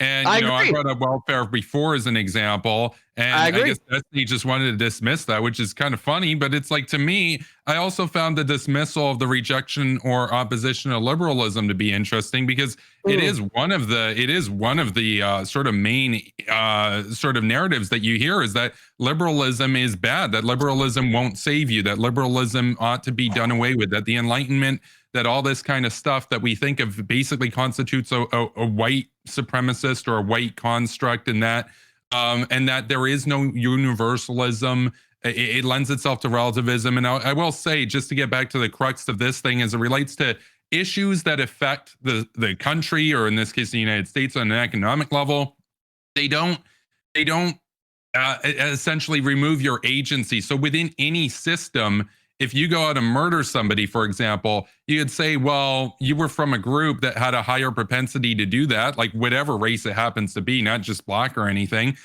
The problem is, are you then going to basically do apologetics to say, well, they grew up with a certain race? What happens if a white dude goes out and murders somebody, for example? Yeah, they had, white privileges that would be defined through like CRT and everything. But the problem is, both people in those cases are guilty of murder. Now you could say, well, maybe somebody grew up in more poverty than the other. Well, a lot of white people grow up in poverty too. And so the issue that we have here is that there is an interplay in culture that comes into it that obviously should be discussed. There's also an interplay in terms of political cooptation that gets discussed. I mean, that's what I talk about with welfare, for example, how if you're somebody that's running on helping people, and that's your job, you get your career or whatever, cushy salary to manage welfare, you want there to be poor people in 4 years so you can get reelected, or so that your party can get reelected. And the problem is, I don't like the crime apologetics that goes into a lot of this. I don't like the idea that, well, just because particular outcomes here or particular rulings here might have had a biased decision, therefore we remove individual agency. At the end of the day, everybody's responsible for their own actions, and the Absolutely. Oh, goals of liberalism and the agree with you. Enlightenment Yeah. are good. And if anybody disagrees with that, then I would say that they're illiberal or communist or fascist or whatever. So No. CTV, So you brought up- hold on. You addressed me, Wait. right? So we're Okay, wait, give me a second. CTV, you're gonna be next. I just want to point out that Destiny was so scared of Kevin's rebuke that he fled. So we're gonna throw it over to CTV now. base. Okay, so like we don't actually disagree with anything, SB, right? So we don't disagree on any of that, right? Individuals are responsible for their own actions, right? The reason why I point to the drug war though is because it has had a big fucking impact on our nation, right? Lots of money was poured into from the federal level. It basically militarized the police at the same time, and it's created a lot of the problems that we're having today, right? So not to recognize the fact that the drug war was fucking like the pivotal moments in which like the welfare state started fucking blowing up, right? The prison industrial complex started blowing up, and all of these things started having an effect on society as a whole, right? It's important to point those things out because they absolutely did. At the end of the day, though, the individuals are still responsible for their own actions, right? And if you're really trying to say help get people away from that, I would say gets the drug laws and the money behind the enforcement of it to be specifically to the states, and let the states decide that thing. That way there's no federal money at all. And that's why I would also say, and I'd point back to what I said earlier with the laws being small but effective, right? You want the laws and the books, the number of books that are on the laws to be you want them to be enforceable to the point to where they don't actually start disparagingly affecting people or allow individual bias of the cops or the justice system to be able to come into it, right? I would What if the disagree with intent that. of the law I'd is say, to- more regulations wait, you take away. wait. See, Kevin. I didn't hear anything you said. Oh, can you guys hear me? Good. Yeah. Yes. 1 second. Yeah. So I'm good. Okay. So then there's no excuse. Okay. So I speak. No one speaks. Destiny, Kevin did like throw something at you, and then you fled in fear. I just wanted to make sure if you've gotten the courage now, you can respond to it. Can you give me a quick refresher on the beginning of that? Sorry, my Discord crashed. Kevin, you can say it again. And Destiny, your camera is off. Well, Good. basically what I was getting at was just this idea that, Destiny had dismissed a couple. Well, I'll start with the first one, which was the point about welfare. I was just talking about how welfare is another one of those issues that it has an economic level at the national level, but is also disproportionately affected people that happen to be, in minority communities, and that's it's had an historical issue, but that doesn't necessarily, just because you're against it or just because you want to reform it, like I do, I prefer negative income tax, just because you're against these old systems that have existed. And welfare is one that still exists to this day. It doesn't deprive people from their agency. And so no matter what circumstance you grow up in, you're ultimately responsible for your own actions. And that I was basically talking about how to reject that narrative would essentially amount to crime apologetics. And then the second point that I brought up. Yeah. Yeah. Okay. So for the first one, Scalia gives a really, really, really good speech in front of some panel in Congress, and he talks about paper rights. And it's such a good distinction between like how has the U.S. experiment survived for so long versus like the USSR. And I think even in that speech, I think Scalia goes on to talk about how the USSR's Bill of Rights was just de facto superior to the United States. They had so many more rights for workers and citizens spelled out specifically in their Bill of Rights and in their Constitution than the United States did. It was just completely just better, full stop. But he goes on to say that rights that exist on paper don't really matter that much. What matters are the institutions that we have to protect those rights. And I think that the same thing can be viewed when we talk about like opportunities in society, or people like to throw around this word called agency, whatever that means. I think that it's cool to say like in the US anybody could be anything. That's a cool idea, and to some extent it is a little true. There are a lot of people that come from phenomenal backgrounds or less than phenomenal backgrounds that have phenomenal outcomes in their lives. However, to just simply say anybody could do anything is such a boring non-point that doesn't really help us fix any problems in society whatsoever. Technically, there are people that are born cripples or handicapped or whatever the word is today, that can go on to do like certain types of triathlons, but that's not going to be the norm. There are people that are going to be born to families that never go to high school that will go on to become multimillionaires, but that's not going to be the norm. If anybody else here is a parent, there are ways that we raise our children to set them up the best we can in life that disproves everything that we're saying that we think sometimes about agency. You know, conservatives will go on and on and on about like, well, we all have the agency to do whatever we want. Really? Well, why the fuck did you send your kid to a good school? Why the fuck did you tell your wife to help him with their homework? Why the fuck did you, tell your kid you'd pay his way to college even if he couldn't get it? Why do you do all this thing for your kid? He'll just make the right choices, right? He's got agency, right? Why would you baby him so much, right? Because we recognize that while we might have agency to some extent, the most important thing is setting people up in environments where they can make good choices, where they are empowered as much as possible to make the decisions that we want them to make to live like happy, healthy, fulfilling lives. So when somebody says like, well, everybody's got agency, it's like, okay, sure, but that doesn't really get us anywhere. And we know that putting people in certain environments makes them grow up into certain people. And I think that we should acknowledge that. And when we talk about like liberalism or the idea that everybody's opportunity, we do not have equal opportunity in the United States, not equal outcomes. No, I'm not even talking about that. Even equal access to outcomes or equal access to opportunity is something we don't have in the United States. And until we recognize that, like, we're never going to make any steps to fix it. The false equivocation of the USSR I find hysterical. And before anybody asks me, I'm a liberal. I'm not a fan of Scalia either. So the reality what you said there, you missed. Wait. Okay, so we actually do have to wrap up. We have to wrap up because it's 9:23 and we do need to get to the rest of the topics. So everybody's gonna have a short, about 30-second kind of ending to this. Can I go last because I gotta pee really fast? Okay? Sure. We're gonna start with Nacho. Okay.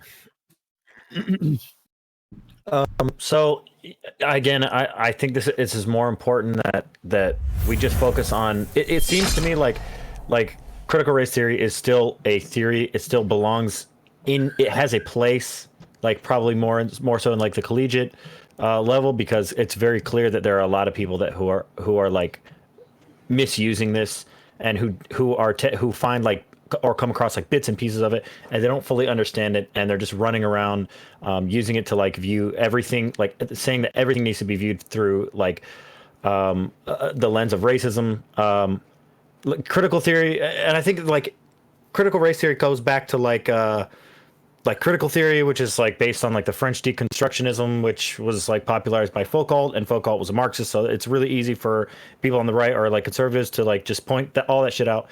Or even on the left, like anybody who's just like an opponent of Marxism, to really just point to that and try to debunk the whole thing. I think there are parts of it that we could point to and say like, yeah, this is really dumb, or like this is really useful for us. So it seems like if we're going to be building like a better, like the proper foundation that we want to build for like our future generation, it involves so many other things. And to just start pumping out like a bunch of ignorant young people running around like screaming that, you know, like everything is racist is not going to help us at all. So if there's a place to use this screwdriver to screw in a screw, then fine.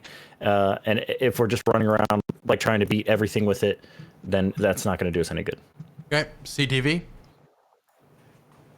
There is equality of opportunity, right? The reality, though, is that most people don't want to take advantage of that opportunity. That's why exactly we don't check papers, and citizenship at state lines, right? People can move to where opportunities are, right? And the reality of that is that if there's a manufacturing job in one place, that doesn't mean that the exact same manufacturing job is going to be in another, right? The wonderful thing about this country is that you have the ability to move over the vast amount of land that we have in order to chase down the opportunity that's right for you. Now, if you choose to stay where you are, well, then you have made that choice. Nobody's telling you that you have to make that choice, right? And anybody would argue like, well, if they don't have a car, blah, blah, blah. Well, God gave you 2 feet for a reason. If you want something bad enough, you'll go out and get it, and you'll work for it, and you'll earn it through merit, right? The reason why Destiny's This is a cartoonishly stupid argument. Why the fuck are you interrupting me during my closing statement?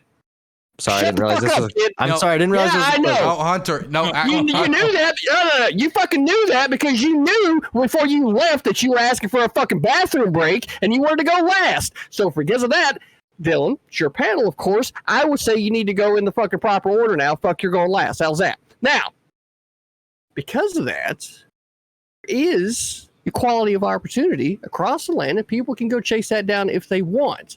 So there's not a perfect system of equality, and there never will be, right? Until perhaps maybe we get to a situation like on Star Wars, where there's an entire planet that's just a city like Coruscant, right? Until we get to that point, and there's still rural areas, right? You're going to have differences between urban areas and rural areas. And for that reason alone is why you need to be able to chase down the opportunity that you want and be able to go get your own.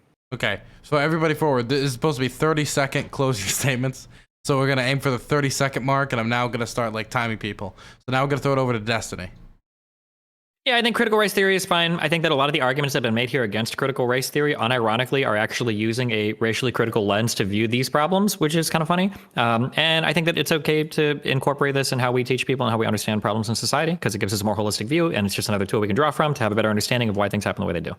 Okay, Sproticus. Can I have an extended period of time considering my name is written down in the notebook? No, that's not a pre-written rule, but Okay. but just to be clear, You can use let me the be next one. clear. During your intro to the next topic, you can use that time to talk about this topic if you want to. Okay. So I disagree with critical race theory. First off, I don't believe that white people are superior to black people. I believe there is the equality of opportunity here in America. It's just whether or not you want to take it, right? So you can find that job, you can find that, you can figure out how to get there, you can Uber, you can take a bus. If you work hard enough, you can figure out how to do it. And so there is the equality of opportunity. You can move your way up. We see that with many people. If they're not anomalies, like I brought up, Ben Carson. Critical race theory just teaches that white people are inherently evil, and that just needs to be accepted, and that we're inherently suppressing black people. I'm not suppressing black people. I'm not keeping black people down. That is not me. And so for a white liberal to accept this, I guess you guys are keeping black people down. But with that being said, I'll end my closing statement. Okay, now it's gonna be Hunter. Let me unserve remute Hunter quick. Okay, Hunter, you've been released from prison. Apologize again for the interruption there. Yeah, overall, I think critical race theory, it is an academic field. It can be used to give us some valuable insights. It's actually largely because of critical race theory that we're even able to be having these discussions on systemic inequality and everything else. Finally, when you talk about America being a land of opportunity, I would love for that to be the case. But even when you talk about going out and getting jobs, there are studies that show that people with casual black-sounding names are less likely to be hired for jobs compared to their white counterparts with white-sounding names. So even if black people want to go out and work hard and pull themselves up by the bootstraps or whatever, then doesn't always work out. So hope we can address that. Shout out to critical race theory for helping us. Okay, next is going to be Kevin Castley. Yeah, so it's been an interesting conversation. I'll just basically conclude by saying that, individual interactions do occur in which there is a clear racial bias at play, but at the whole, the liberal project, the Enlightenment, etc., and objectivity in academia are all virtues that must be maintained, preserved, and sought after in terms of society at large, as well as at the individual level, and that the illiberalism, if not anti-liberalism, of CRT scholars, and additionally, the what would you call it? The takeaway from or trying to remove colorblindness in favor of racial animosity again is deeply problematic. So thank you. Okay, now we're going to throw it over to Humanist Report. Yeah, so I think a lot of the hysteria over critical race theory currently is driven by this fundamental misunderstanding. And the reason why I say that is because I think it was Sproticus who said it was like this idea that all white people are evil. And the reason why there's even hysteria over critical race theory currently, when nobody was talking about this a couple of months ago, is because conservative media, they've been propping up this as a way to distract you from the real conversation we were finally starting to have as a country about race. Because of the George Floyd protests that popped up. We were actually talking about systemic racism and the way that, Black Americans are disproportionately killed by police. So to distract from that, there's this new buzzword, critical race theory, and that's essentially what it's become. It's used as a pejorative, and I think that it's not the boogeyman that conservatives want it to be, but they'll move on to something else within like 5 months, and then we'll be arguing that. So, yeah. I don't usually give shout-outs, but Abyssus, thank you so much for the 50 Tier 1 subs. I really appreciate that. Gonna throw that over now to Joe Lewis to close us out before the next topic. Yeah, I appreciate the conversation around this. We'll let the audience decide whether or not people lined up, because definitely within the language that people says, I didn't really see anybody disagreeing too much, but there were a few disagreements. I'm going to lay out all the tenets in order, just so that we just lay them out for the sake of time. Once again, this comes directly from Critical Race Theory, an introduction by Richard Delgado, and Jane Stefanik. And these are the tenets that are laid out. Tenet 1, race is socially constructed and can change how society decides. So, Tenet 2, racism is ingrained in ordinary life and how society operates, which means it cannot be fixed by policies that prioritize colorblindness or superficial equality. Tenet 3, anti-essentialist understandings of racialized groups is vital. Tenet 4, racialization and or racial discrimination are influenced by social economic needs of the dominant society. Tenet 5, because of whom racism benefits, large groups of people will have no interest in supporting or advocating for policy that will help dismantle it. Okay, and then finally, Tenet 6, the voices of Black, Indigenous, and people of color can be communicated to people specifically through storytelling to expose and challenge everyday interactions with racism and discrimination. Okay, now we're going to go into the next topic, and the next topic is going to be LGBTQ plus inclusive education in schools. With recent LGBTQ plus, with it being Pride Month, there's been a lot of programs not only in schools but on television about LGBTQ plus education and representation. And so this has become a hot topic, as if, is this appropriate for children to be learning in schooling programs and in public children's television? Or is this a form of indoctrination or quote-unquote recruitment of the youth? The first person I'm going to throw it to is in the bottom right-hand corner with Kevin Castley. Yeah, thanks for, having me on again, of course. And so my view on this, it's a little bit different than I think a lot of people might be expecting. I know it's categorized as more on the right side of things, and, that's kind of up for debate. But for me, I'm a big supporter of LGBTQ plus rights. I think that when it comes to education in particular, to have a debate around this is almost nonsensical. Now, I get why we have to do it, and it's good for Dylan for having the debate, but it is kind of weird that we even have to have a debate about it, because it's almost kind of like having a debate about like straight education in schools. It's like, yeah, straight people exist. Everybody by default is aware of that. And in any sort of teaching material and any sort of interaction, it's just going to be assumed straight. So why not have LGBTQ plus people in there as well, because they exist. And so I think one point that is worth consideration here before we go on to the rest of the people is that suicide rates are higher amongst LGBT youth than the regular population. And so it's clear that there's a coding that, oh, you're abnormal. You can't talk about that until you're 18. You can talk about straight sex. You can talk about straight existence if you're under 18. That's not propaganda. But if we talk about these other kids that exist, that's propaganda. That's dangerous. It's like, no, what's actually dangerous is demonizing them. And basically, we can see the consequences of that in the disproportionate suicide rate. So thank you. Okay, now we're going to throw it over to Humanist Report. Yeah, I agree with everything that you just said, basically. I think that if you teach acceptance at an early age, you could possibly reduce the suicidality among LGBTQ youth.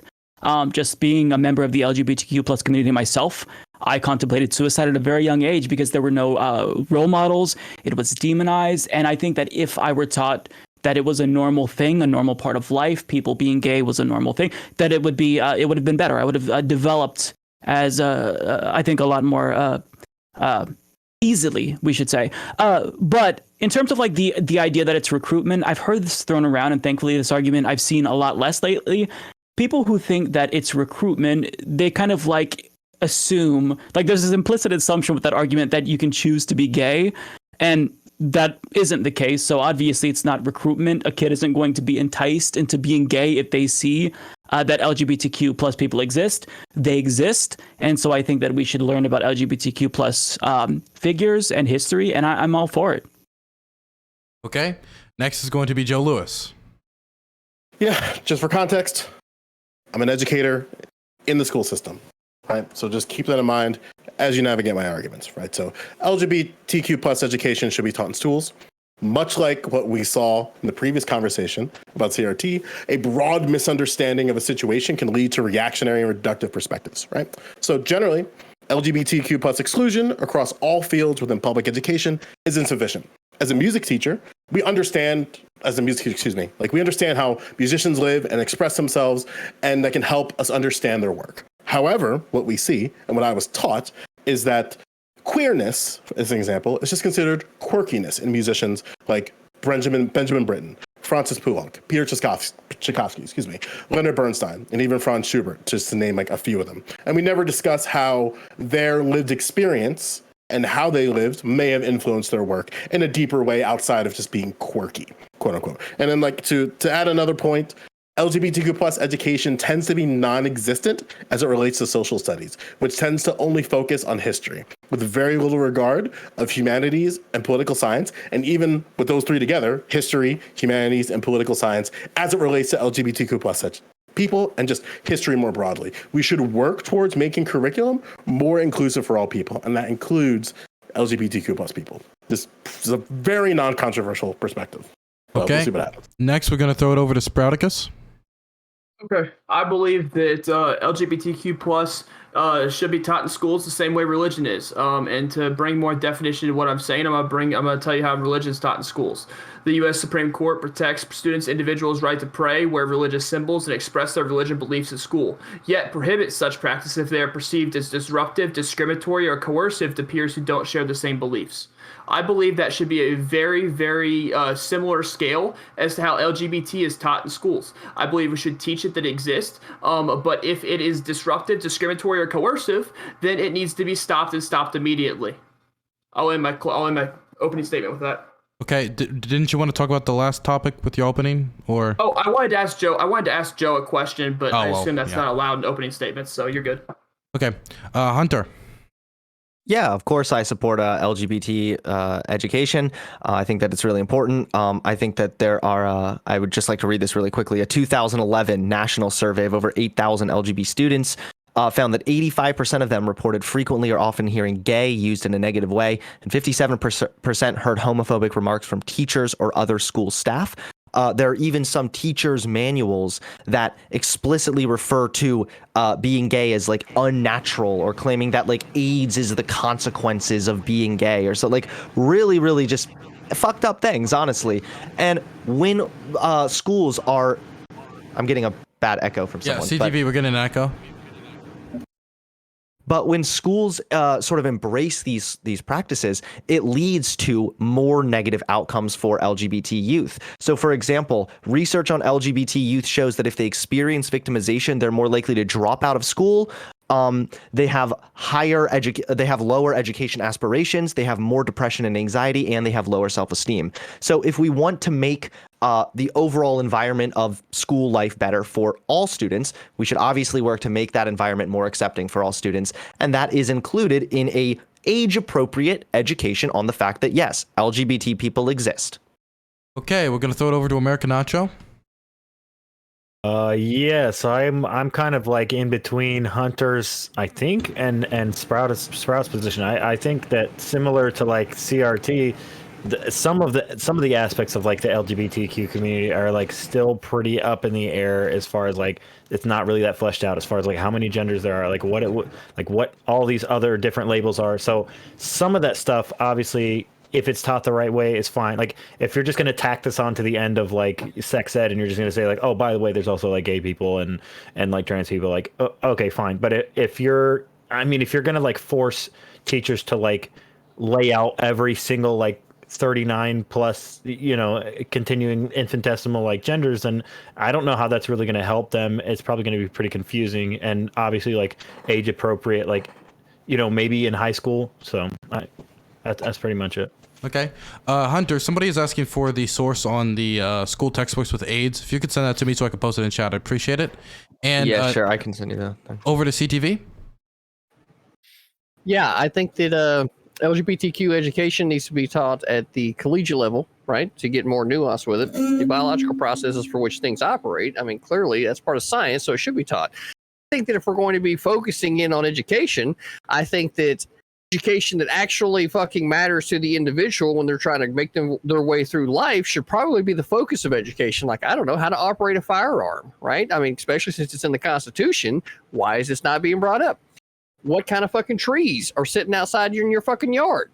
These are not some things that in the education system that is actually being focused on, but instead we have this hyper focused on LGBTQ plus 18 and below, When in reality, what we're trying to do is to get children to learn the basics of fucking life so that they will be best propped up to be able to make their way through not only the world in which we live in, but the systems that we have in place already. So I don't know. I would keep this thing definitely at the collegiate level besides just the simple biological processes. And I just have to say kudos to Sprout's point. That was a really good point. Throwing it over to Destiny. Yeah, anytime you're teaching anything related to sex, you should include all aspects of sex. This includes LGBTQIA plus whatever people. Simple as that. Okay, there wasn't a ton of disagreement with most of the panelists, and it seems to lie maybe with one or two people. So I just want to make sure that we do our best not to completely dogpile, and I'll do my best to moderate. And if it comes to a more quick, a faster conclusion, then we'll just move on to the next topic. But it is open to the floor. Hold on. Okay, wait. Okay. Immediately. Okay, so what I'm going to throw. Okay, so who I'm going to throw it to first is Sprouticus, because he's one of the people that I know immediately disagree with other people. So I'm going to just throw it to Sprout originally, so he can just be a starting point. So my stance with LGBTQ is that you should be whoever you want to be, right? I don't think that I should be able, or anyone should be able to stop you from being who you are. And you shouldn't stop me from being who I am, being a white straight Christian male. That shouldn't be stopped either. We all are who we are, and that should just be accepted. But we're talking about LGBTQ education in schools, right? I think it closely goes with religion, right? Because some people believe in this, some people don't, and that mostly falls on religious lines. With that being said, the Supreme Court argument, and I'll read it again just in case you missed it. The Supreme Court argument basically says that it should be allowed, but prohibits such practices if they are perceived as disruptive, discriminatory, or coercive. So if you're going to bring up any LGBTQ policies in schools, and I'm specifically talking K through 12, if you're going to bring up any practices in schools that are disruptive, coercive, or discriminatory to the peers of that class, then I don't believe it should be taught. Now, if you're saying, hey, gay people exist and don't hate on Bobby because Bobby likes Johnny, then you know what? Maybe that's something we can talk about. Is Bobby likes Johnny? Don't bully him for it. But that's mainly on the side of bullying, right? We already teach anti-bullying in schools, and so I don't really see a point here. We teach anti-bullying in schools. Just add on LGBTQT plus to that. There's too many letters. Please stop adding to them. I'm tired of trying to memorize a whole new acronym. All right, this is getting annoying. But other than that, let's just take anti-bullying and extrapolate that to them, because again, if it's disruptive, discriminatory, or coercive, it should not be taught. Look, Zach, you say something, and then even within your own language, you discriminate. So I don't know where you lie with this. So I'm going to try my very best to walk through this. How did he discriminate? He's probably about to explain. Can he respond? Yeah, I would like to hear Joe Lewis's explanation before we jump on it. If I am going to talk about being racially sensitive in schools, I should probably refrain from the words like Negroes or the blacks when I'm talking to African American and black students. With that being said, you failed to 27. just do LGBTQ plus, which is the topic header for this topic. To say to stop adding more letters is in fact discriminatory, and also is something that as a teacher we are taught not to do within our core modules for compliance. So what you just described is something that's discriminatory. Do you understand what I'm saying? Okay, wait. I need to do something for the chat. So as permanent DylanBurnsTV fans know, I keep a counter of the use of the term blacks, and we're currently at 27 after 2 weeks. We're not going to count that one because that was talking about other people using that term. So the number's actually going to stay at 26. You may continue. Sprouticus, you can respond. Okay. So what I said was LGBTQT plus, and I kept having problems saying it. I then made a joke about me having problems saying it to stop adding letters to the acronym. There's already a plus. No. There's already a plus there, right? So it already includes whatever letters follow after T. So LGBTQT plus. I'm gonna. It's annoying to try and think through that, okay? You know what I'm saying. And I'm not trying to be discriminatory to whatever letter I skip over, or whatever letter you want. You can use the term queer. You can use the term queer. Okay, I'll use the term queer from now on. I'll use the term queer from now on. Queer now includes LGBTQ+. Okay, so queer is much easier to say. And so with me having a problem with something that's difficult to say is discriminatory, I find that very, very disingenuous of you, specifically Joe Lewis, because the last time I talked to you, you suggested that all white people ride the short bus. So that's you can go back to the VOD. You can go back to the VOD and watch it. I don't know how you got that inference. So let me walk this through with you again. Share the clip. I will share the clip where you said that. Like, or what the fuck? What the fuck are we doing right now? When you talk about, like, go ahead.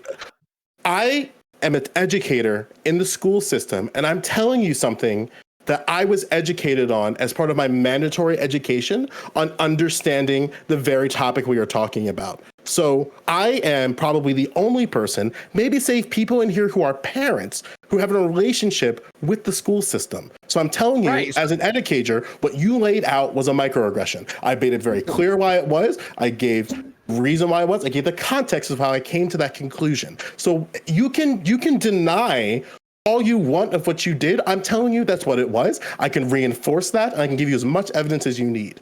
Like, yeah, but the reality, hold on, but what you said, Joe, right? In reality, right, is all you did was lay out somebody who's completely compliant to the system, doesn't bother critically thinking about the things that they are teaching. Sprout, take it away. No, CTV. I'm not letting you skirt that nonsense, give me a second. Man. He yielded his time to me. He yielded his time to me. So with that being said, what you said in the last time I talked to you was extremely discriminatory, and I would argue it's more than Wait. Okay, let's just let Sprouticus say what he's gonna say. Then we'll go to Joe, and then I see Kevin's been wanting to say stuff too.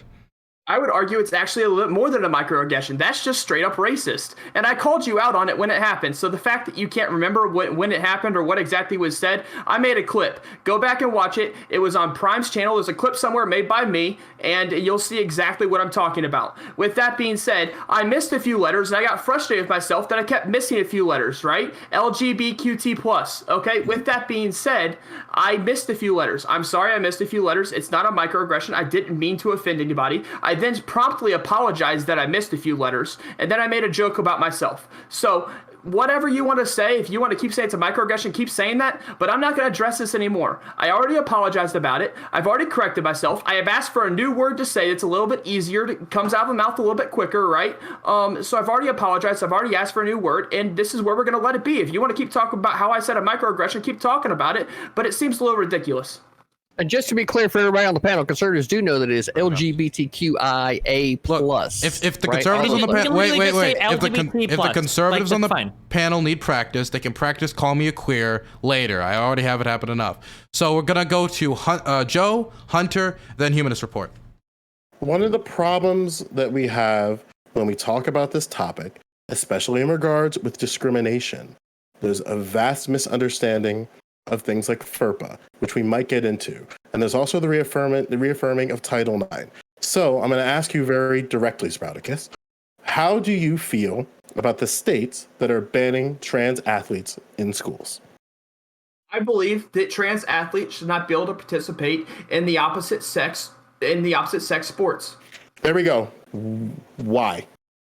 Because a male athlete, specifically, I'm going to bring it to the male athlete that becomes a female, is going to have an unfair advantage against the females. And now when we talk about this, I am very pro females in their sports. They're going to get scholarships for how well they do in sports, and colleges are going to look at them and go, you're a really good athlete. I want to give you a scholarship. I want you to play here. The issue is when you bring in males to that topic, or who used to be males, when you bring in male to female transitions into that topic, transgenders, right? So when you bring them into the topic, they are unnaturally superior in certain sports to females. With that being said, they're going to win more than females are. With that being said, scholarships are going to be offered to them for female sports. With that Can you being point to said, evidence here? the females. No, I'm still talking. The females have worked their asses off trying to get to where they are today, to be completely diminished by someone who was a male becoming a female and then playing in those sports is absolutely asinine for me. For me to think that liberals are like all pro-feminists, right?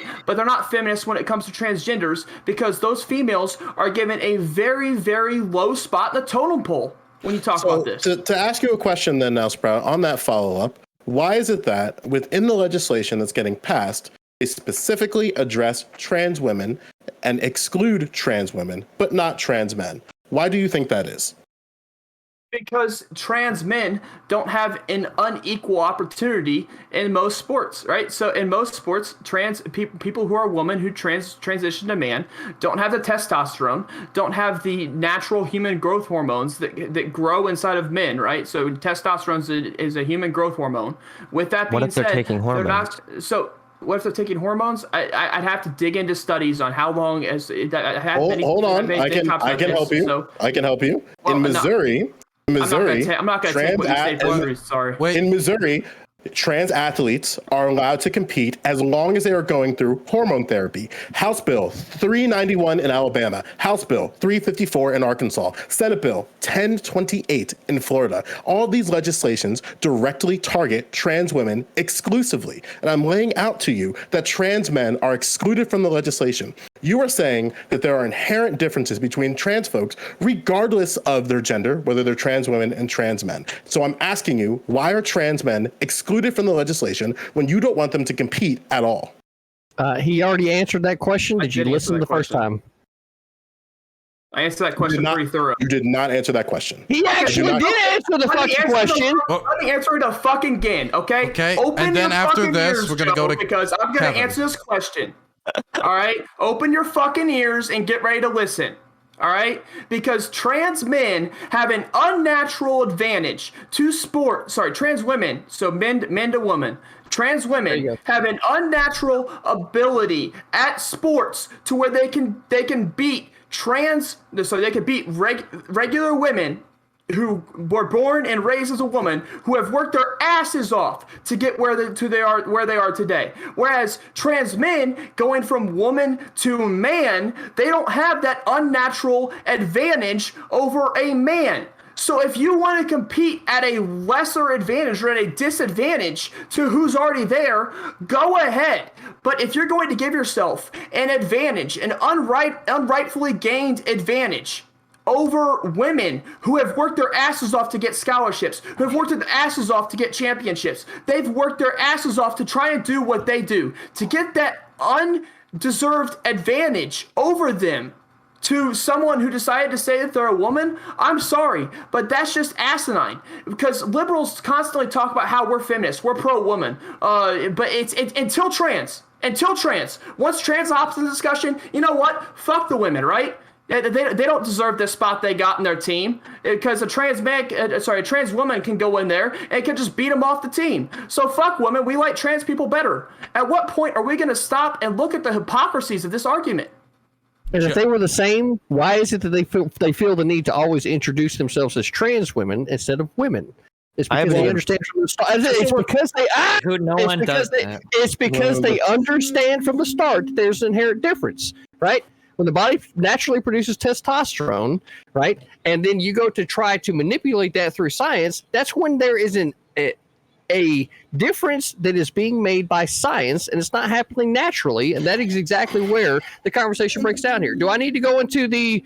Can I ask you a question? Do I need to go into the emote? I can go into the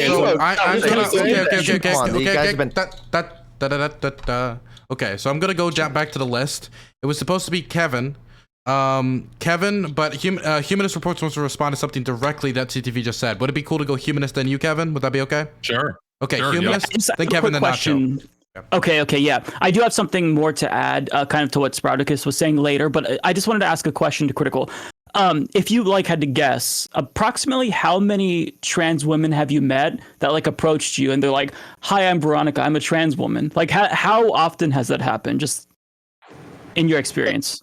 Every single time except for one, and there's been at least 40 different interactions that I've had with trans women. Now, was the setting social? Like, were you out at a bar, or was it like online where you know somebody is trans and you're talking about trans issue, but just like in daily conversations? Because for me, like, I'm someone who I know trans people, and I've never met a trans person who's just like automatically like, hey, I'm trans. So I just found it like, I feel like what you said is weird. So I just wanted to try to like.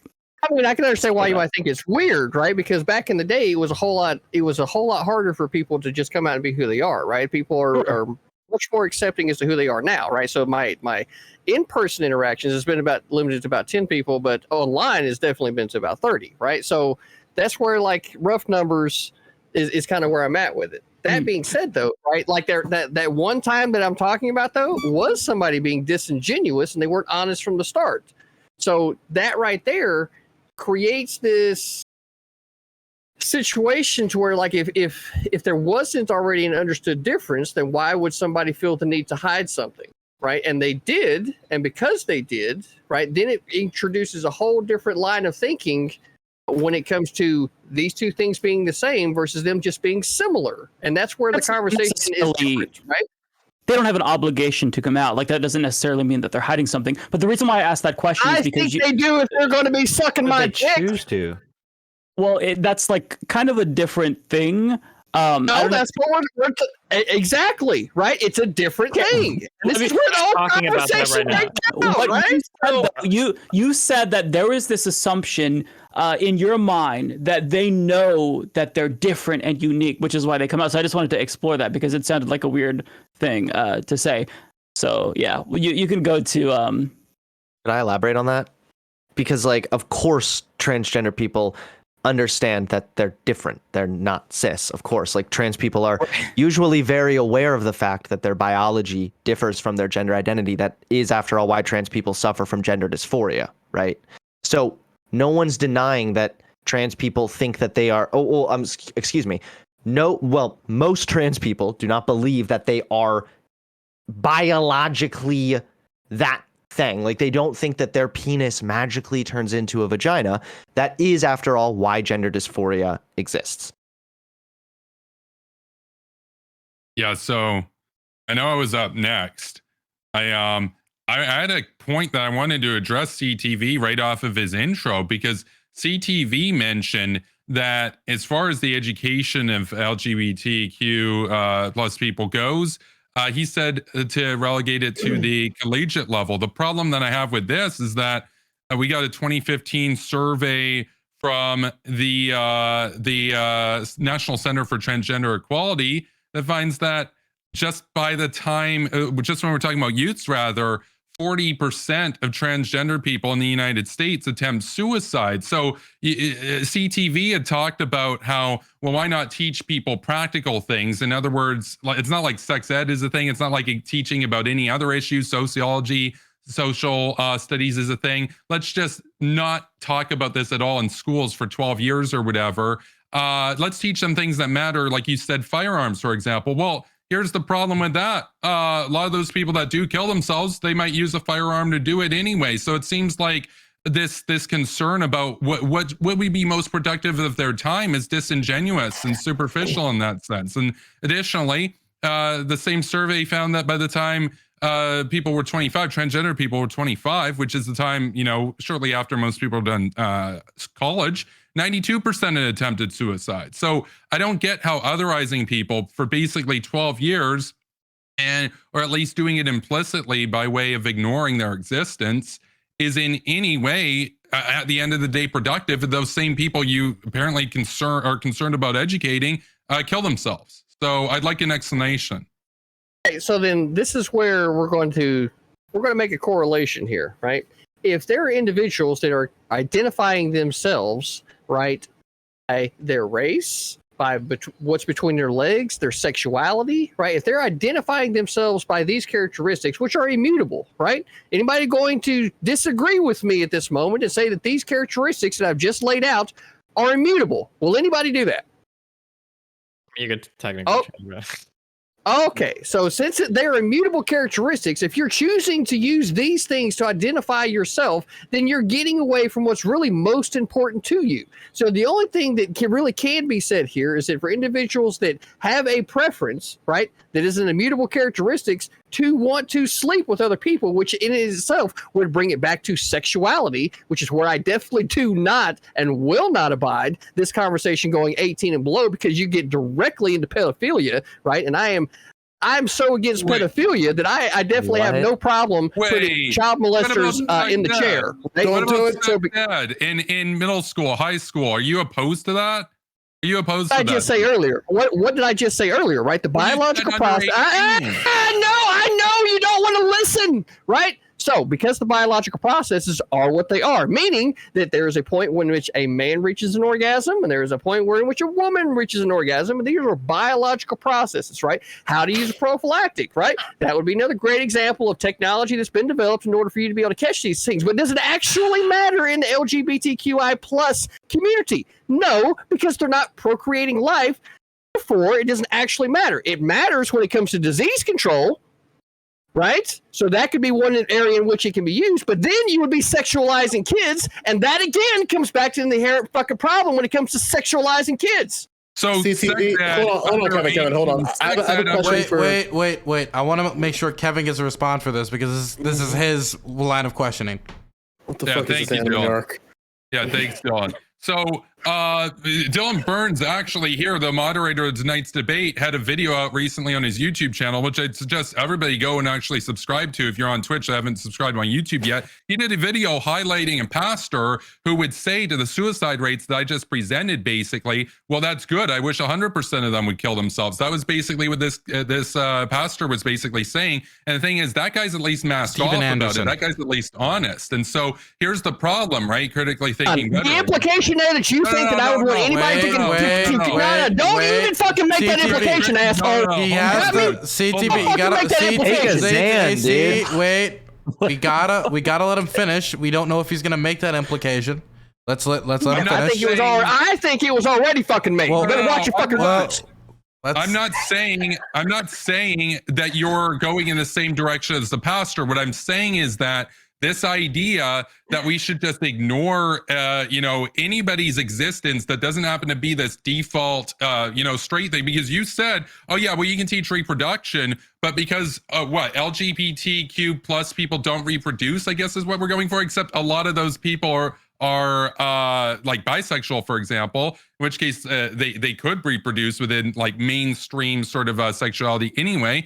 The fact that you want to ignore it, the fact that you want to obfuscate around it, it basically leads to the conclusion of, well, if we have the data here and we know that people, and this is specifically talking about, transgender people, but if they're at that high of a suicide rate, I mean, we're talking about basically 9 out of 10 by 25 attempt to kill themselves. And your answer is, well, they'd be better off learning how to use firearms. It just seems like basically the implication is, the outcome, I'm not saying the intent, but that the outcome of your policy would be, they know how to use guns, they could get it done faster. That kind of right. So I'm glad I'm glad you got such a simple mind on this particular topic, right? So firearms get brought into this because it comes back to the Second Amendment and people's being able, these individuals being able to prevent themselves. That includes all individuals, not just people inside this specific community, right? So the fact that you're hyper-focusing on this because there is a suicide rate associated, I would point you to the veteran community, which there's a veteran that commits suicide every 28 minutes. You don't seem to be as concerned about that community as you are this community. Fair enough, right? That's where your focus is. Now I'm fucking talking now. I know you just feel like that you need to interrupt, right? So now, this is where the conversation comes back to 18 and below and sexualizing kids. If you are going to be advocating for sexualizing kids, then there's another word that I've already said so far in this panel that I would use to describe someone that would be trying to sexualize kids. Oh, bullshit.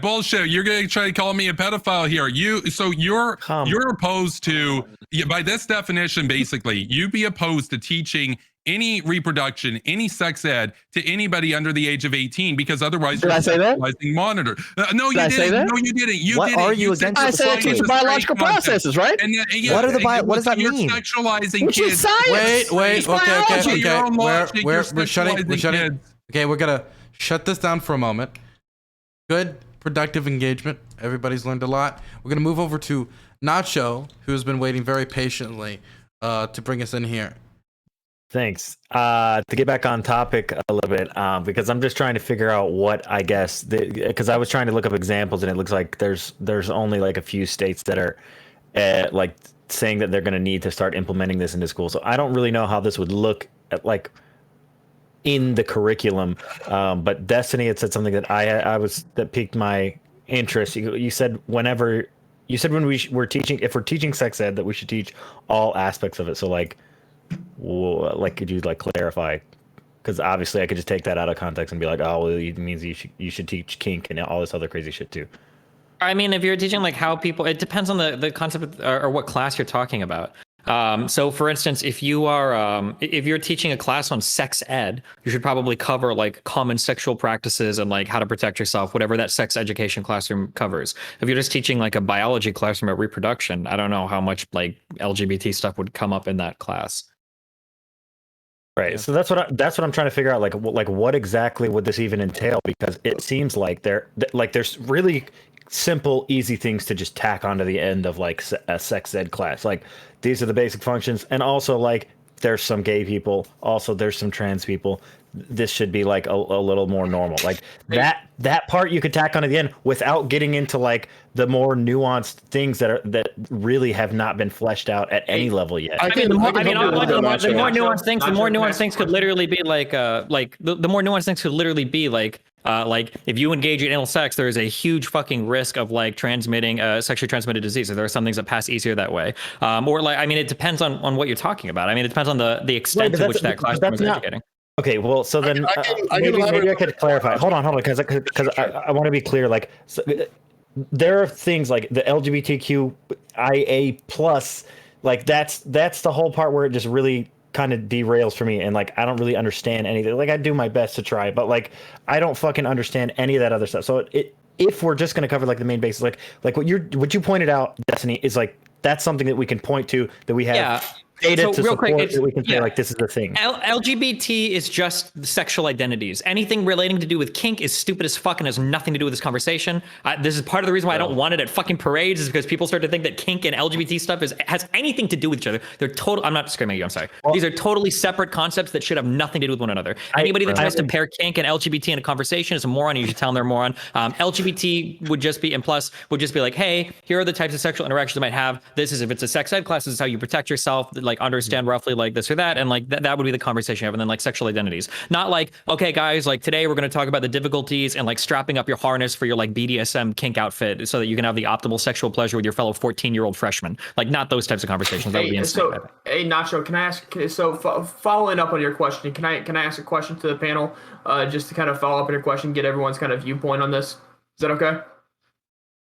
Yeah. So I want to know by person who agrees that. So I'm gonna take the religion argument that I used, right, and I'm gonna apply it with, instead of religious, I'm gonna put LGBTQ plus, right. So who would disagree with this statement? The U.S. Supreme Court protects students' individual rights to wear LGBTQ plus symbols and express their LGBTQ plus beliefs at school, yet prohibits such practices if they are perceived as disruptive, discriminatory, or coercive to peers who don't share the same beliefs. Does anyone disagree with that? Raise your hand if you disagree with that. I disagree wholeheartedly with the framing is how you laid it, because it's antithetical to how policies work in the school system.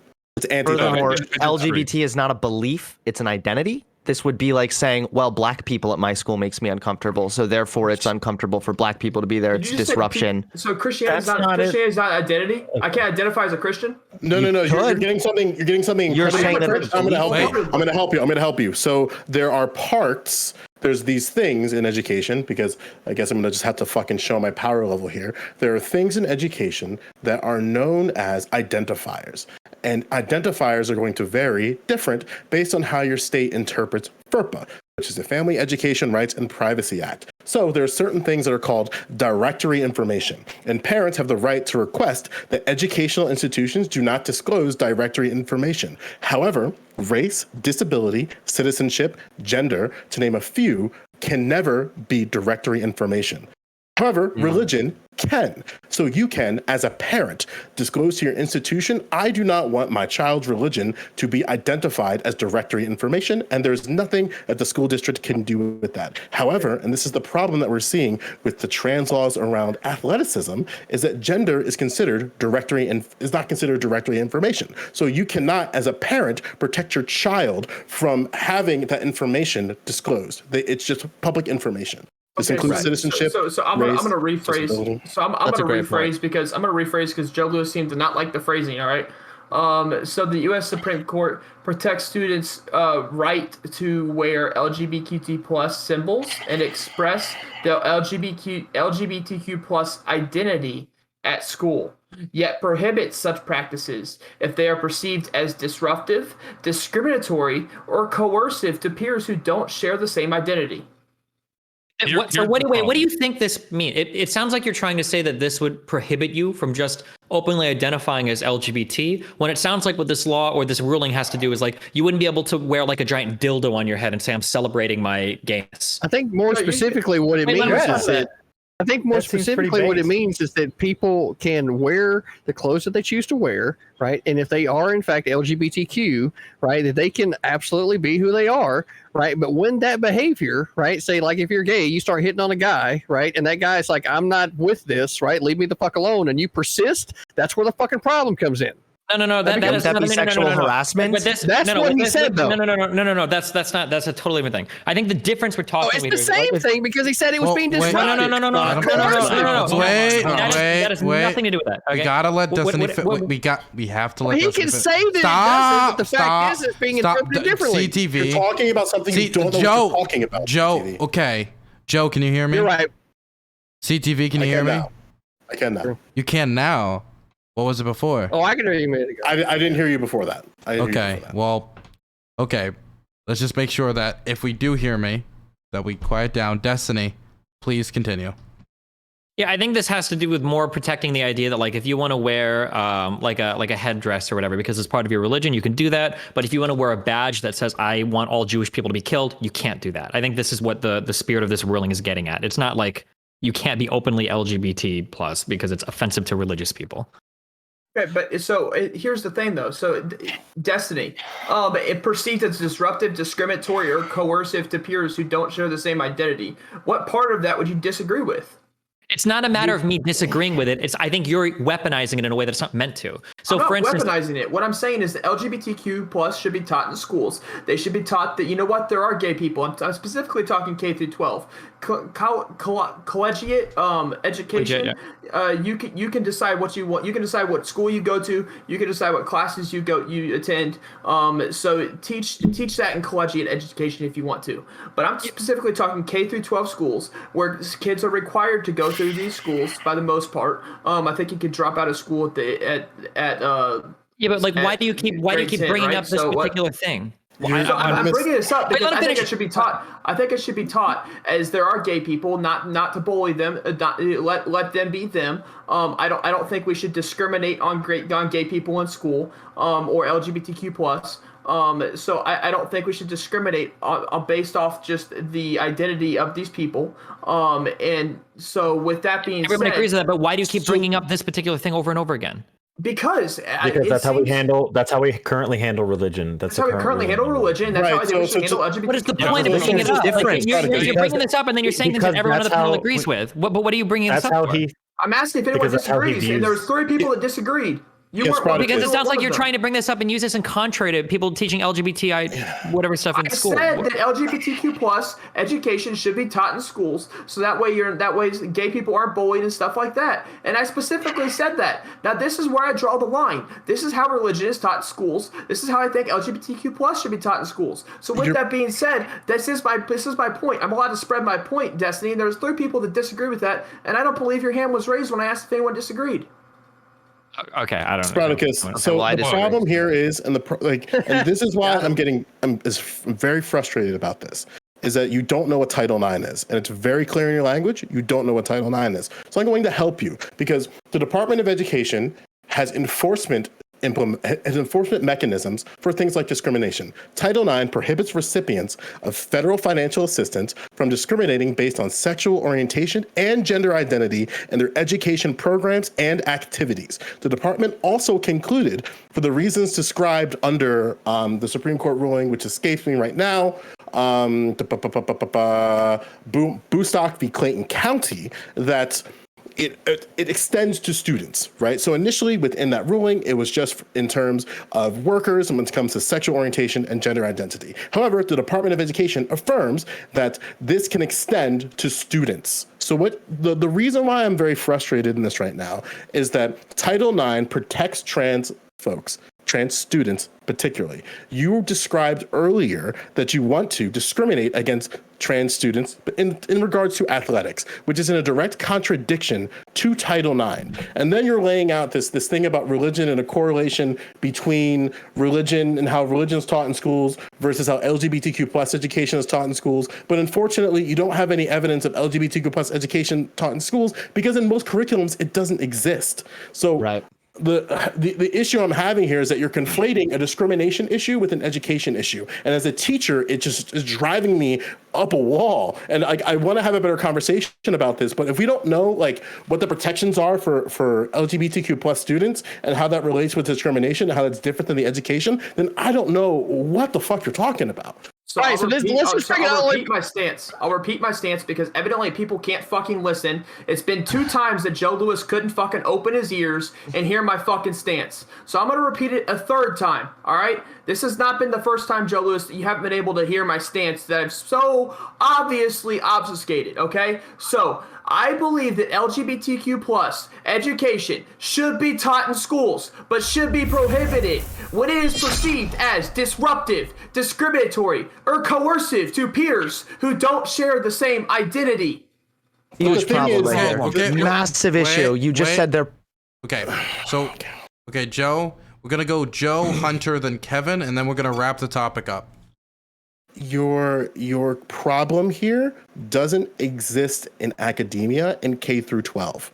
And I'm more than happy to walk through with you off stream where the disconnection is because I can clearly see it. But right now, I respectfully, you are not equipped to talk about this right now. So we're going to keep running into this circle, right? There's Title IX protections for trans students, and the Department of Education affirmed that this very week. So the thing that you're talking about doesn't exist within education curriculum.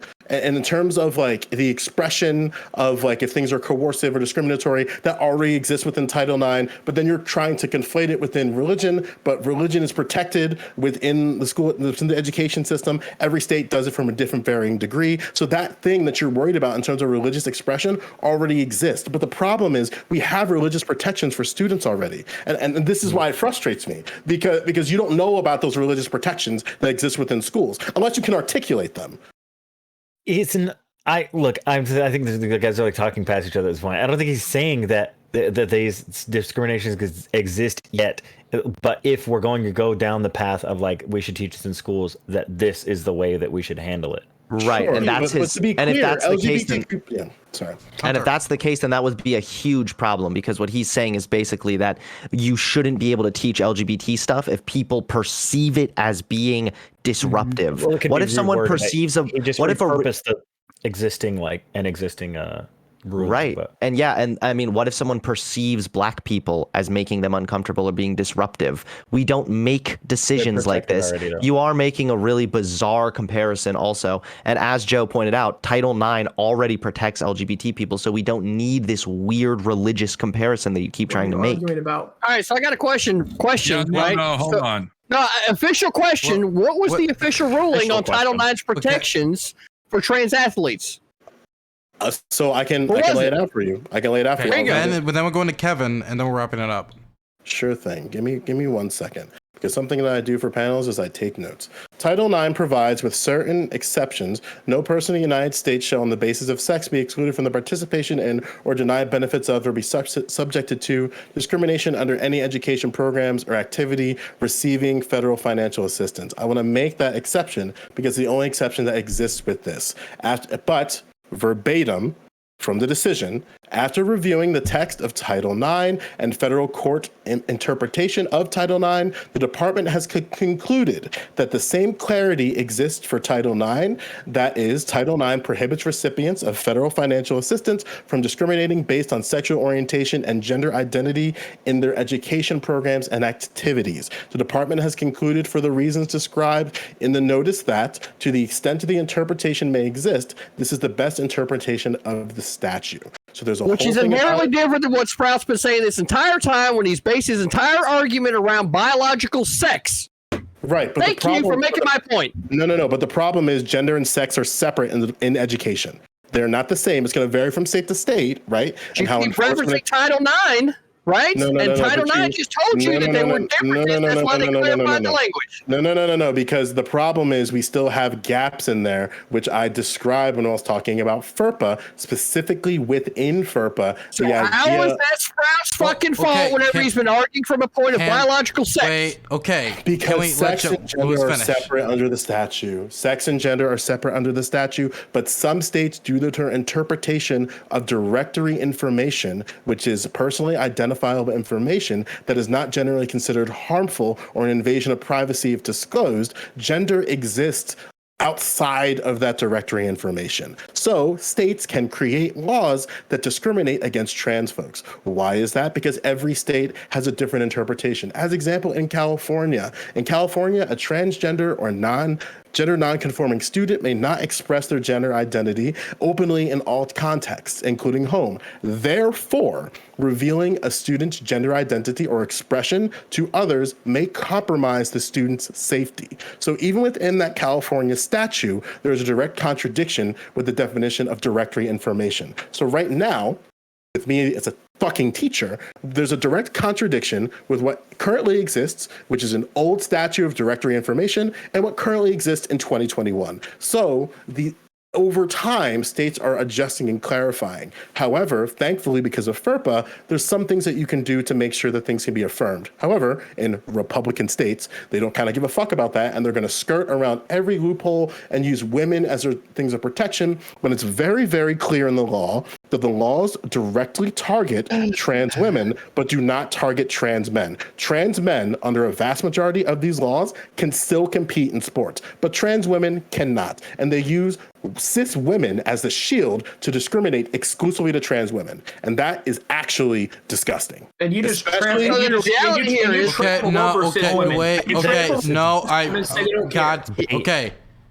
we're going to Kevin now because we have to wrap up the topic. Yeah.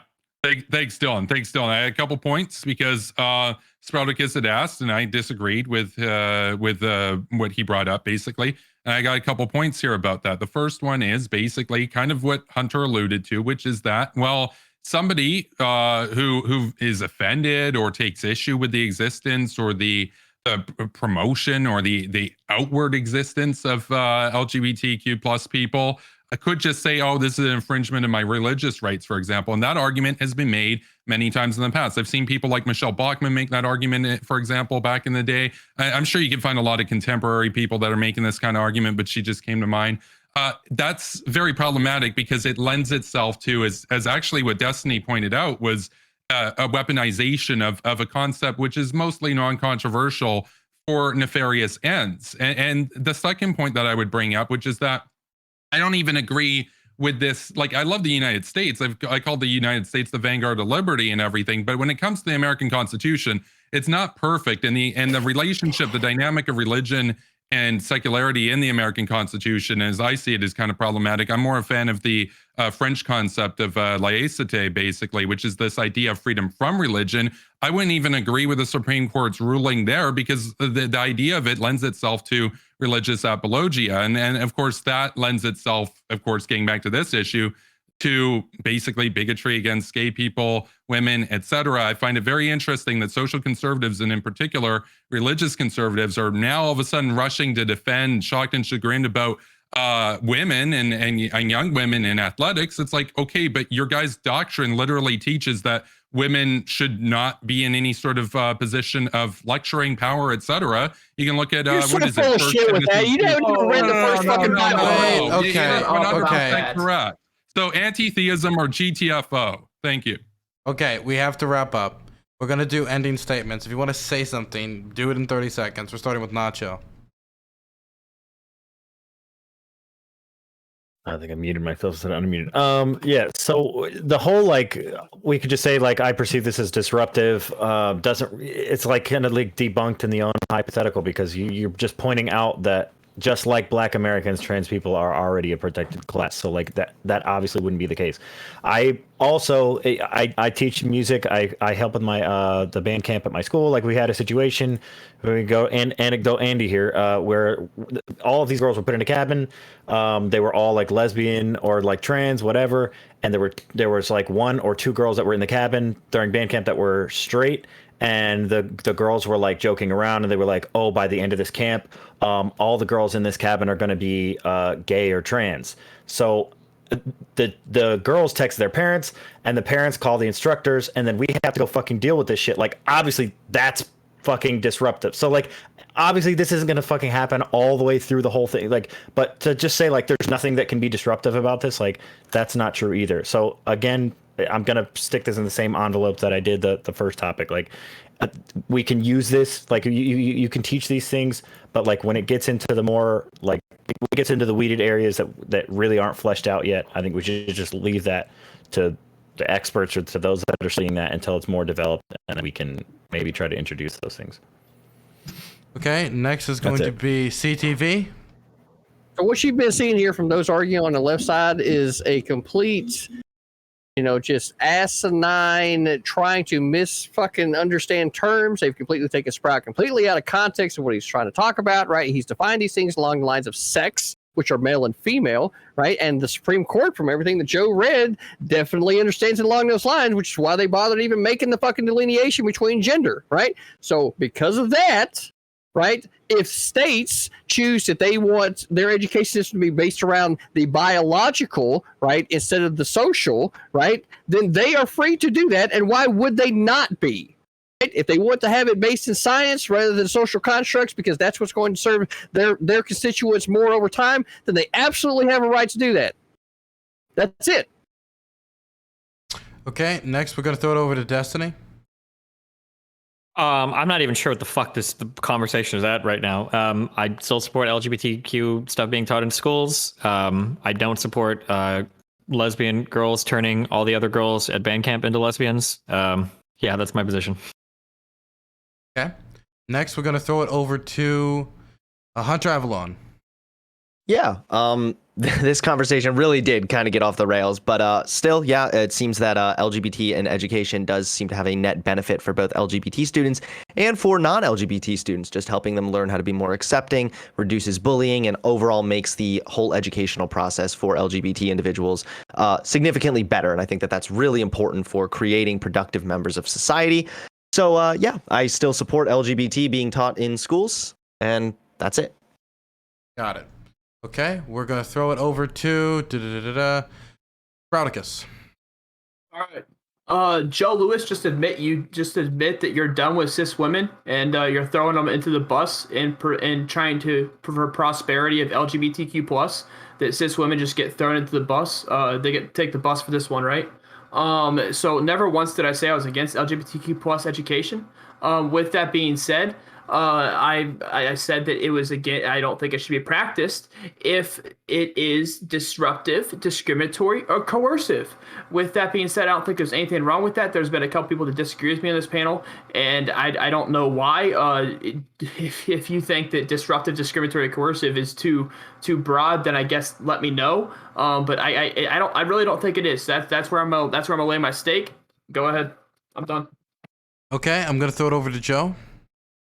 Yeah, so I guess for Sprouticus's perspective is LGBTQ plus people, if they're in the school, education is fine. But when it comes to extracurricular activities, which still fall under education, fuck them. So you're a fucking hypocrite and don't know shit. So with that being said, I'm going to give you some things that you can read so you can understand this more. Specifically, FERPA, the Family Education Rights and Privacy Act. Specifically within FERPA, if you really want to boil the points down so you can like, okay, where are the dissonants? Like, what the fuck was Joe talking about, right? I talked about identifiable information. I talked about personal identifiable information. I talked about directory information. And there's also a bunch of other things within FERPA around students' educational records that you're getting a disconnect on. And I would love to walk you through that. But the problem is, the difference between you and me is I have a teacher certification and you don't. So unfortunately, I get this great education that's part of my profession. So I have to know these things. So as a layman person, maybe go to the Board of Ed if you really want to support cis women and support them. Because I know you don't show up at Board of Ed meetings because you don't do shit in local politics.